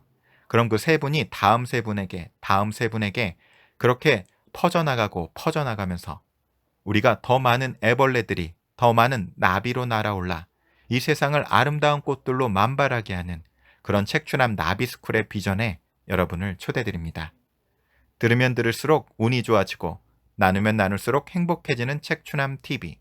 오늘도 애벌레에서 나비로 비상하는 여러분의 날갯짓이 그 누군가에게는 행운의 나비 효과가 되는 행복한 하루 되시기 바랍니다. 감사합니다. 들으면 들을수록 행복해지는 책추남 TV. 오늘 데이비드 호킨스 박사님의 놓아버림의 책에서 행복에 관한 내용 함께 나눠보도록 하겠습니다. 건강과 부의 목적은 결국 행복이다. 단지 우리가 그렇게 추정하고 있기 때문이기도 하고 건강과 부가 행복을 낳는다는 것이 어느 정도는 사실이기 때문이다. 그러나 행복은 곧바로 느낄 수 있는 감정이고 그런 점에서 행복은 건강이나 부와 무관하다. 행복의 전형적인 풍경을 객관적으로 살펴보자. 우선 행복은 지극히 상처받기 쉽다. 우연히 던진 말 한마디나 비판적 논평, 찌푸린 눈살, 앞에 끼어드는 차 때문에 평범한 사람의 행복이 한순간에 사라질 수 있다. 직장을 잃을 위기, 관계에 대한 불신, 불길한 예감이 드는 의사의 말, 무례한 택시기사로 인해 우리 중 많은 사람이 하루를 망친다. 우리의 행복은 왜 그리도 허약해서 흔하디 흔한 일로 온 하루를 망칠까? 다른 사람들에 대한 끊임없는 판단과 비판을 포함하는 부정적인 감정, 생각, 마음가짐 때문에 우리는 자주 자신이 타인과 분리되어 있다고 느낀다. 이 내적 고독감과 분리감 때문에 인간관계가 애착의 형태를 띠며 이런 애착을 위협하는 것에는 공포와 분노, 질투가 있다. 이런 내면의 부정성으로부터 사람은 홀로 태어나서 홀로 죽는다와 같은 신념이 생긴다. 사실 이보다 진실과 거리가 먼 이야기도 없다. 임사체험을 다룬 책들이 밝히고 있듯 사람이 혼자라고 느낄 때는 살아있는 동안이고 죽음의 순간에는 전적으로 일체성과 연결성을 느낀다. 여기에 이제 인용된 책이 그 빛에 감싸여 라는 책을 함께 주석으로 달아놨네요. 그 뉴욕타임즈 베스트셀러 1위였던 책이고 책추남에서도 절판돼서 소개해드렸던 책입니다. 애착이 많고 타인에게 의존하고 내면이 왜소한 탓에 자신이 약하고 한계가 있다고 느낄지도 모른다. 죄스러워 견딜 수 없는 내면의 생각과 감정을 세상에 투사하면 세상은 무시무시한 곳처럼 보인다. 이 같은 공포를 마음에 품기 때문에 무서운 사건과 일이 말 그대로 자기 삶의 경험으로 나타난다. 공포로 인해 만성 분노가 생기고 비난에 민감해지고 내면에서 감정적 난장판이 벌어지기 쉽다. 절망이 주기적으로 찾아오고 언짢은 감정에 민감해지면서 아픔과 괴로움이 생긴다. 사람들이 모두 분리되어 있다고 여기는 에고와 마음은 자기가 보기에 더 행복하고 더 성공하고 인간관계가 더 좋고 외모가 더 낫고 인맥이 더 넓은 사람이면 누구든 부러워한다. 내면의 목표가 뚜렷하지 않기 때문에 혼란스러워하고 자기 연민과 부러움, 울분이 추가로 따라온다. 자기 비난을 세상에 끊임없이 투사하고 이게 프로젝터가 이 화면을 이렇게 투사하는 것처럼 내면에 있는 비난을 세상으로 향해 이렇게 투사를 통해서 이제 던지는 거죠. 투사한 자기 비난이 타인에게서 받는 비난의 형태로 돌아오면 이로 인해 죄책감과 왜소해지는 느낌은 더욱 커진다. 우리 중 일부에게 이런 감정에서 탈출할 길이 허세, 옹졸함, 심한 편견, 오만, 분노를 일으키는 것뿐이며 이는 다시 잔인성, 고압적인 태도, 잔혹성, 남의 기분에 대한 둔감함의 형태로 나타난다. 둔감함은 종종 자기 변명과 함께 나타난다. 저는 숨김없이 속내를 털어놓는 사람입니다. 저는 솔직한 타입이라 다른 사람은 제가 자기를 어떻게 생각하는지 다 압니다. 이런 말로 둔감함을 은폐하는데 그냥 무분별하다고 하는 것이 더 나은 표현일 것이다. 낮은 자존감에서 생기는 것으로는 자신과 타인이 가하는 비판, 끊임없는 경쟁과 비교, 분석, 경멸, 감정을 차단하고 이성만 과도하게 작동시키는 주지화, 의심, 복수하는 공상 등이 있다. 이 모든 기제가 실패하면 무의욕과 체념, 피해의식이 재발한다. 이런 상태에서는 갈수록 사람들과 멀어진다. 자신에 대해 감춰야 할 것이 너무 많기 때문이다. 자신의 행동으로 인해 다른 사람들로부터 고립되는 일이 생기고 아직 유효해 보이는 삶의 측면을 과대평가함으로써 불균형이 생긴다. 이런 내적 혼돈 상태 때문에 일반적인 사람들은 불가피하게 항상 무의식 상태로 남아있고자 한다. 이 목적을 이루기 위해 마음이 고안하는 방법을 지켜보면 흥미롭다. 아침에 일어나자마자 라디오나 텔레비전을 켜서 마음이 자아와 자아의 수다에서 즉시 벗어나게 한다. 이렇게 놀거리를 투입해도 마음이 그날의 프로젝트, 일, 성취나 재미를 위한 다양한 계획에 사로잡히기 전까지는 마음의 생각과 감정이 계속 생기기 쉽다. 마음은 몸에도 사로잡히기 시작한다. 이 닦고 씻고 향수를 뿌리고 파우더를 바르고 탈취제를 뿌리고 그날 입을 옷을 세심하게 고른다. 옷을 고르자니 그날의 일정이 떠오른다. 하루치 일로 구겨넣은 업무들 때문에 바쁠 것이다. 끝없이 이어지는 약속, 전화 통화, 심부름, 사교상 약속, 집안일, 이메일 처리 등이 기다리고 있다. 출근하거나 일을 보러 가는 도중에 동료와 잡담하고 차에서 라디오를 듣고 휴대전화로 통화하고 문자 메시지를 보내고 지하철에서 조간신문을 본다. 목적지에 도착하면 곧바로 그날 있을 외부 사건에 사로잡힌다. 비즈니스, 거래, 할인 상품, 준비, 걱정, 조정, 끝없는 권력 추구, 한 건 올리기 위한 탐색, 항상 존재하는 생존의 공포에 사로잡힌다. 이 모든 일에 동기를 부여하는 것은 어떻게든 의미와 안도감을 얻고 어떤 방법으로든 자존감을 높이고 지키려는 욕망이다. 이것을 세도나 메서드에서는 wanting survival, 생존에 대한 욕망, wanting control, 내가 원하는 대로 이렇게 컨트롤하고자 하는 욕망, wanting approval and love, 사랑과 인정을 받고자 하는 욕망 등으로 정리를 합니다. 문득 어떤 일이 외부 일에 끼어드는 바람에 억지로 멈추고 나서야 자신이 광분하며 분투 중에 있었음을 비로소 깨닫는다. 그러고는 내면의 공허와 마주친다. 이 공허를 피하려면 소설이나 잡지, 텔레비전, 인터넷에 쉴 새 없이 탐닉해야 한다. 아니면 끊임없이 파티에 나가고 약물을 통해 환각의 세계로 탈출하고 인사불성이 되도록 술을 마시고 영화를 보고 여타 놀거리를 추구한다.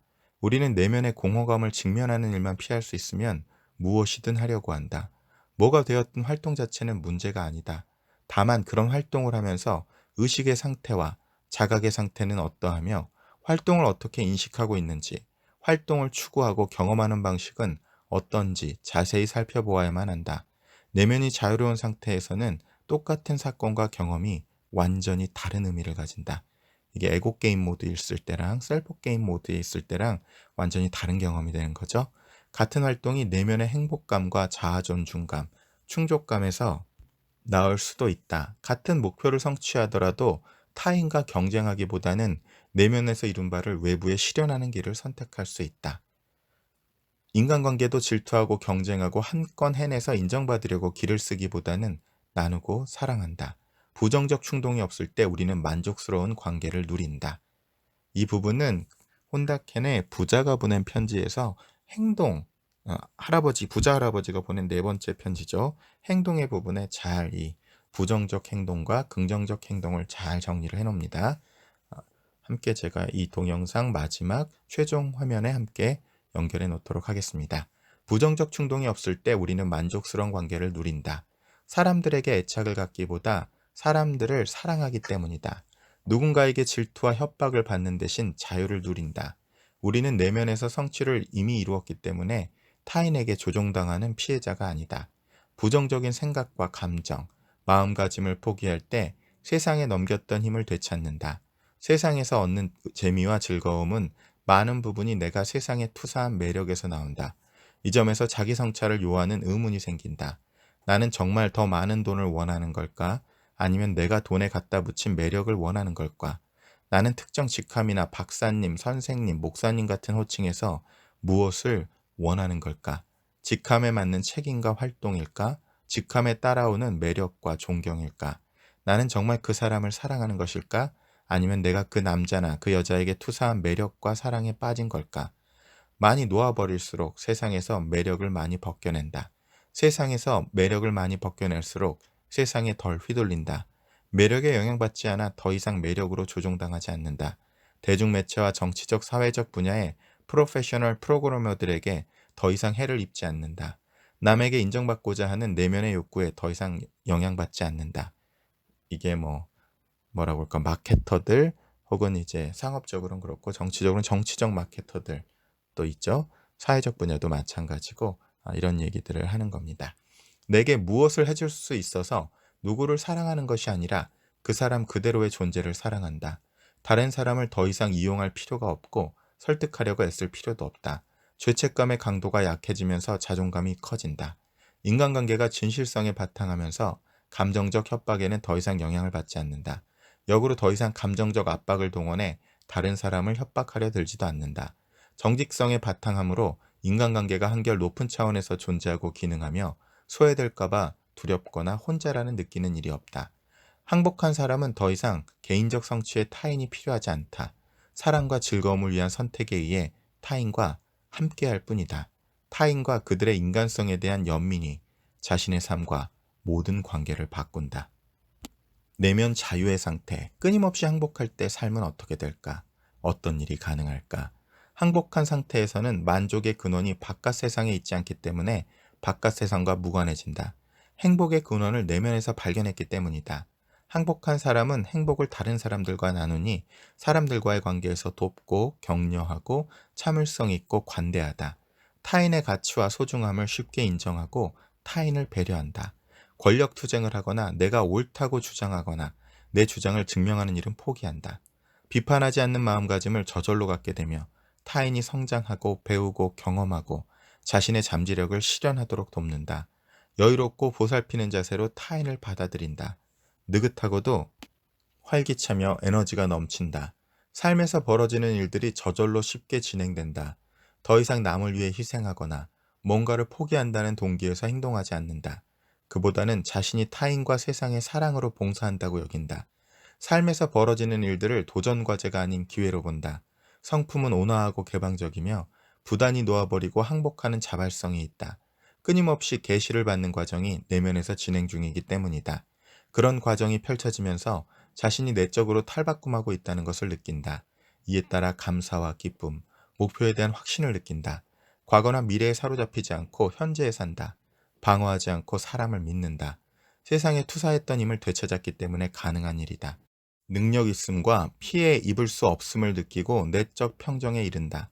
처음에는 나는 몸이다라고 동일시한다. 그러나 항복 기제가 계속되면서 나는 몸을 느끼는 마음이지 몸이 아니다라는 사실이 매우 뚜렷해진다. 감정과 신념을 더욱 항복하면서 마침내는 나는 마음도 아니다. 나는 마음과 감정, 몸을 목격하고 경험하는 어떤 것이다라고 자각한다. 내면을 세심하게 지켜봄으로써 바깥 세상 또는 몸이나 감정, 마음에서 무슨 일이 벌어지든 변함없고 동일하게 그대로인 어떤 것이 있음을 깨닫는다. 이 자각과 더불어 완전한 자유의 상태가 온다. 내면의 큰 나를 발견한 것이다. 책추남에서는 그거를 나비, 백조 이렇게 비유를 하죠. 또한 모든 움직임, 활동, 소리, 느낌, 생각의 바탕을 이루고 있는 말 없는 자각 상태는 시간을 벗어난 평화의 차원임이 밝혀진다. 이 자각과 동일시가 이루어지고 나면 더 이상 세상이나 몸, 마음의 영향을 받지 않으며 이러한 자각과 함께 내면에서는 소리도 없고 움직임도 없으며 깊은 내적 평화만이 느껴진다. 소위 얘기하는 내가 셀프임을 깨닫게 되었을 때 미운 오리 새끼가 물에 비친 자기가 백조라는 것을 깨닫게 되었을 때 의미하죠. 이것이 우리가 항상 추구하면서도 몰랐던 것임을 깨닫는다. 미로 속에서 길을 잃었기 때문에 미처 알지 못했다. 우리는 정신없이 바쁜 삶의 외곽에서 일어나는 현상들과 자신을 동일시하는 잘못을 했다. 몸이 하는 경험, 의무, 직업, 직함, 업무, 문제거리, 감정과 동일시하는 잘못을 했다. 나와 미운 오리 새끼를 동일시했다는 얘기죠. 그러나 이제 자신이 시간을 벗어난 공간이며 그 속에서 현상들이 일어나고 있음을 깨닫는다. 우리는 스크린상에서 깜빡거리며 드라마를 펼치는 이미지가 아니라 스크린 그 자체이다. 삶에서 펼쳐지는 영화를 비판 없이 목격하는 자이며 시작도 끝도 없이 잠재력은 무한하다. 이렇게 자신의 참된 본성을 깨달을수록 의식의 정체성과 신성, 그 자체에 대한 궁극의 깨달음이 일어날 장이 마련된다. 틈입의 시공간에 관한 이야기가 계속 이루어지고 있는 거죠. 자, 오늘 또 데이비드 호킨스 박사님의 그 행복에 관한, 그리고 우리 내면에 결국은 책추남을 통해 끊임없이 하나의 메시지로 전해드리고 있는 나는 미운 오리 새끼가 아니라 나는 백조이다. 나는 애벌레가 아니라 난 나비이다. 나는 에고가 아니라 셀프이다. 이것이 결국 행복의 가장 근원적인 핵심 지혜라고 설명해주고 계시다고 저는 이해하고 있습니다. 들으면 들을수록 운이 좋아지고 나누면 나눌수록 행복해지는 책추남TV. 오늘도 여러분의 삶이 그 누군가에게는 멋진 행운의 조커 카드가 되는 행복한 하루 되시기 바랍니다. 감사합니다. 들으면 들을수록 풍요로워지는 책추남TV. 오늘은 의식혁명의 저자로 아주 유명한 데이비드 호킨스 박사님이 부에 관한 이야기를 나눈 부분을 놓아버림, 책추남인 저는 한 10독 이상은 했던 책으로 기억하고 있는 책이고요. 이 책 정말 좋습니다. 단 이 책은 이 책만 읽어서는 그 기술적 측면이 좀 약해서 이 책은 세도나 메서드랑 같이 연결하셔서 보시면 더욱더 좋습니다. 세도나 메서드, 이것도 절판되긴 했는데 세도나 메서드하고 자기사랑이라는 그 제자가 쓴 책하고 연결해서 보시면 좋은 책이고요.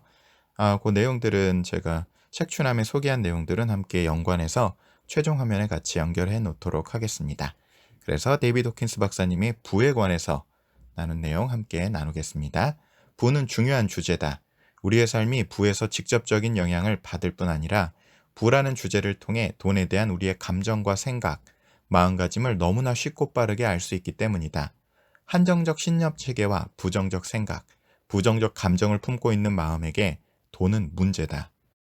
돈은 끝없는 걱정과 불안, 체념과 절망의 근원이거나 허영과 자부심, 오만, 옹졸함, 질투, 부러움의 근원이다. 최악의 경우에는 이 모든 부정성이 낳은 결말로 재정적 한계와 부족, 박탈감을 느낀다.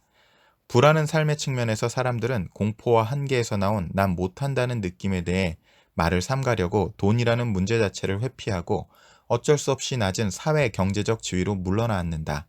무의식은 자기 딴에 우리가 받을 만하다 싶은 것을 우리에게 안긴다. 죄책감이 쌓여 내가 나를 보는 관점이 좁고 한정되어 있으며 인색하다면 무의식은 그에 맞는 경제적 상황을 안겨준다. 돈이 의미하는 많은 것을 바라볼 때 돈에 대한 마음가짐이 어떠한지 드러나기도 한다. 예를 들어 안전이나 권력, 매력, 성적 매력, 경쟁에서의 성공, 자아존중감, 타인과 세상에 대해 자신이 갖는 가치 등을 어느 정도로 돈으로 환산하는지 알 수 있다. 종이와 연필을 가지고 자리에 앉아 돈이라고 제목을 쓰고 그 밑에다 삶의 모든 다양한 갈래에서 돈이 분명히 의미하는 바를 자세히 적어보면 매우 도움이 된다. 그런 다음 각 부분과 관련되는 감정을 적고 각각의 부정적인 감정과 마음가짐을 항복하는 일에 들어간다. 이렇게 하는 과정에서 놀랍게도 돈이 그 자체로는 가장 중요한 사안이 아님을 알게 된다. 돈보다 중요한 것은 그 돈으로 얻고 싶어 하는 감정적 만족이다. 굉장히 중요한 활동인데요. 여러분 가능하시면 한번 해보시는 것이 도움이 되고 이게 너무 간단하게 소개가 돼 있어가지고 이걸 실질적으로 해보려면은 이게 머니 북살롱이나 아니면 머니 코칭에서 이걸 좀 다뤄야 될 걸로 보입니다. 어쨌든 실제로 한번 해보시면 도움이 될 것 같아요. 돈이라고 이제 쓰고요. 돈이라고 가운데다가 쓰고 마인드맵으로 쭉 한번 그림을 한번 그려보시고 거기에 관련된 감정들을 한번 적어보는 거죠. 이게 오늘 진행될 버핏 영재스쿨 무료 특강에서 한번 제가 또 한번 해보려고 하는 내용이기도 하고 여러분도 한번 꼭 한번 해보세요. 돈 자체가 이슈가 아니라 돈으로 내가 진짜 채우고 싶은 욕구가 뭐고 그 욕구가 제대로 만족이 안 됐을 때 어떤 감정들이 나오는지를 파악해야 우리가 무의식에서 돈에 의해서 휘둘리는 부분을 많이 저희가 좀 극복해 나갈 수 있다고 생각을 합니다.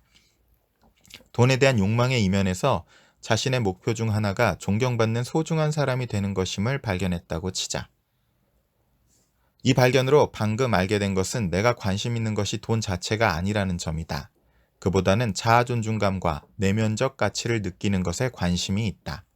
돈은 무언가 다른 것을 성취하기 위한 도구였을 뿐이며 사실 내가 원하는 것은 돈이 아니고 돈이 가져다 줄 것으로 생각한 자아존중감과 자긍심이라는 점을 깨닫는다. 또한 돈이 가져다 줄 것으로 생각한 목표는 곧바로 성취할 수 있는 것들이라는 점이 분명해진다. 내면의 자존감이 높을수록 타인의 승인은 덜 필요하다. 이러한 자각이 들면 삶의 각 측면에서 돈이 다른 의미를 띈다. 돈은 이제 목표가 아닌 한층 높은 목표를 위한 부차적인 것이 된다. 감정 측면에서 돈이 자신에게 의미하는 바를 의식하지 못하면 우리는 돈의 영향을 받는다. 우리는 돈에 대한 무의식적 신념과 돈과 관련된 프로그램 일체에 휘둘리고 있다. 수백억 부자가 계속해서 더 많은 돈을 모으려는 것과 같다. 결코 만족스러워 보이지 않는다. 왜 그럴까? 그는 돈이 자신에게 정말로 의미하는 바를 살펴보기 위해 멈춰서 본 적이 전혀 없기 때문이다. 강박적으로 돈의 뒷공문이나 기타 부의 상징을 쫓아다닌다면 이는 내면의 자아 존중감이 너무 작아 그것을 채우기 위한 막대한 금액의 돈이 들어가기 때문이다. 내적으로 자신 없는 면이 너무 광범위해서 아무리 큰 돈을 들여도 극복할 수가 없다. 내면이 작게 느껴질수록 그런 내적 왜소함을 보상하기 위해 더욱 막대한 권력과 돈, 매력을 축적해야 한다고 표현할 수 있다. 항복한 상태에 있을 때 우리는 내적 왜소함과 자신 없음, 낮은 자존감에서 자유롭다. 그때 돈은 우리의 목표를 성취하기 위한 도구가 될 뿐이다. 항상 충분하고 넉넉할 것임을 알기에 내면의 안도감이 있다. 어떤 것이 필요할 때면 언제나 필요한 것을 얻을 것이다. 마무리되고 이루어지고 채워진다는 느낌이 내면에 있기 때문이다. 그럴 때 돈은 불안의 근원이 아닌 기쁨의 근원이 된다. 자, 이 부분은 제가 책추남에서 내 존재가 나를 부양한다라는 의미로 돈에 관한 최고 레벨의 지혜들 이렇게 해서 제가 또 함께 소개해드린 적이 있는데요. 거기서 이제 하는 내용 자체가 정말 내 존재가 나를 부양한다. 나의 존재, 그것이 모든 공급의 근원이지 우리가 가진 직업이나 우리가 가진 사업 따위가 우리의 존재를 부양할 수는 없는 일이다. 공급의 출처가 될 수는 없다. 이런 내용이 나와 있는데요. 그 내용도 제가 최종 화면에 같이 링크해 드리도록 하겠습니다. 어떤 수준에서는 돈에 아예 무관심할 수도 있다. 어떤 프로젝트를 끝내기 위해 돈이 필요할 때면 어디선가 마법처럼 돈이 나타나는 것처럼 보인다. 그렇게 돈에 무심해지는 것은 자신의 힘을 얻는 근원과 연결되어 있기 때문이다. 돈에 주었던 힘을 되찾아 그 힘이 자신의 것임을 알면 더 이상 돈에 대해 걱정하거나 돈을 잔뜩 쌓아둘 필요가 없다. 황금 제조법이 있으면 황금 자루를 어깨에 맨 채 그에 따라오는 모든 걱정과 불안을 함께 지고 다닐 필요가 없다. 그러니까 뭐라 그럴까요? 그냥 떠오르는 그 동화가 그 황금 거위, 그렇죠? 그땐 욕심을 부린 농부가 거위를 잡다가 이제 황금 알을 다 잃는다는 동화긴 한데, 실제로 황금 거위가 있다면 그러면 이제 그 한마디로 그거는 상징인 거죠. 방금 얘기 드렸던 내 존재가 내 공급의 근원이며 내 존재 자체가 나를 부양한다라는 그 의식이 정말 있다는 것. 근데 그걸 믿는 데까지 참 많은 어떤 수행이 좀 필요한 것 같긴 합니다. 사람들은 돈을 지나치게 축적하는 데 따르는 문제와 함께 돈을 잃을지 모른다는 끊임없는 공포에 빠져 있다. 5천만 달러의 재산을 가진 사람이 한 600억 정도 재산을 가진 사람이 사업상 실수로 한 100억 정도를 잃고 신경쇠약 상태에 빠지는 것은 비극적인 희극이다. 남자는 실제로 공황 상태였다. 감정면에서 남자는 500억만 가지고는 지구상에서 생존할 수 없을 것 같아 겁에 질렸다.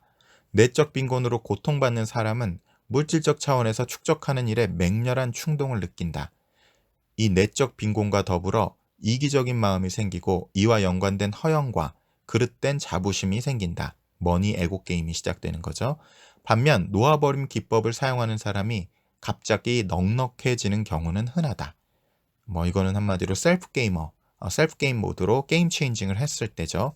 벌이가 없어 허우적거리던 배우가 할리우드에서 주연을 맡는다. 가난의 위기에 처해 있던 극작가가 대성공을 거둔 브로드웨이 뮤지컬 제작자가 된다. 어떤 사람들은 역설적으로 돈에 아주 무심해져서 많은 돈을 처분하고 매우 단순하게 사는 삶을 선택하기도 한다. 그들은 더 이상 돈에 관심이 없다. 그들은 돈에 통달했다. 돈을 수단 삼아 추구하던 내면의 만족이 이제는 곧장 채워지니 내면의 행복이 외부의 부와 무관하다. 자, 이 부분도 돈만 있으면 뭐가 될 거야, 돈만 있으면 뭐가 될 거야 라고 이렇게 결핍의 느낌에 초점을 맞춘 게 아니라 정말 내가 돈을 가지고 내가 원하는 게 다 이루어졌다면 나는 어떤 느낌일까? 그 느낌을 상상해서 지금 현재에 느낀다면 여러분 엄청난 지름길을 가는 게 되는 거죠. 그 돈이 또 거기에 간다 할지라도 내가 원하는 액수에 다다라도 또다시 문제가 생기는데, 그게 아니고 내가 돈을 통해 정말 채우고 싶었던 근원 욕구를 무엇인지 파악하고 그 욕구가 만족됐을 때 내가 원하는 궁극적 감정이 무엇인지 찾아서 그 감정을 지금 이 순간 느낀다면, 상상이라는 인간의 위대한 능력을 통해 지금 느낀다면 그 감정을 지금 느낄 수 있거든요. 그리고 지금 하루를 살아간다면 그것이 가장 빠른 행복의 길이라고 생각이 듭니다. 이런 내적 자유의 상태에서 사람은 외부 세계와 무관해지므로 더 이상 그 영향을 받지 않는다. 통달한 것은 초월하는 법이기 때문입니다. 자, 참 데이비드 호킨스 박사님의 아주 탁월한 돈에 관한, 부에 관한 통찰입니다. 자, 들으면 들을수록 운이 좋아지고 나누면 나눌수록 행복해지는 책추남TV. 오늘 데이비드 호킨스 박사님의 돈과 부에 관한 아주 멋진 지혜 함께 나눠보았습니다. 오늘도 여러분의 삶이 누군가에게는 멋진 풍요의 조커카드가 되는 행복한 하루 되시기 바랍니다. 감사합니다.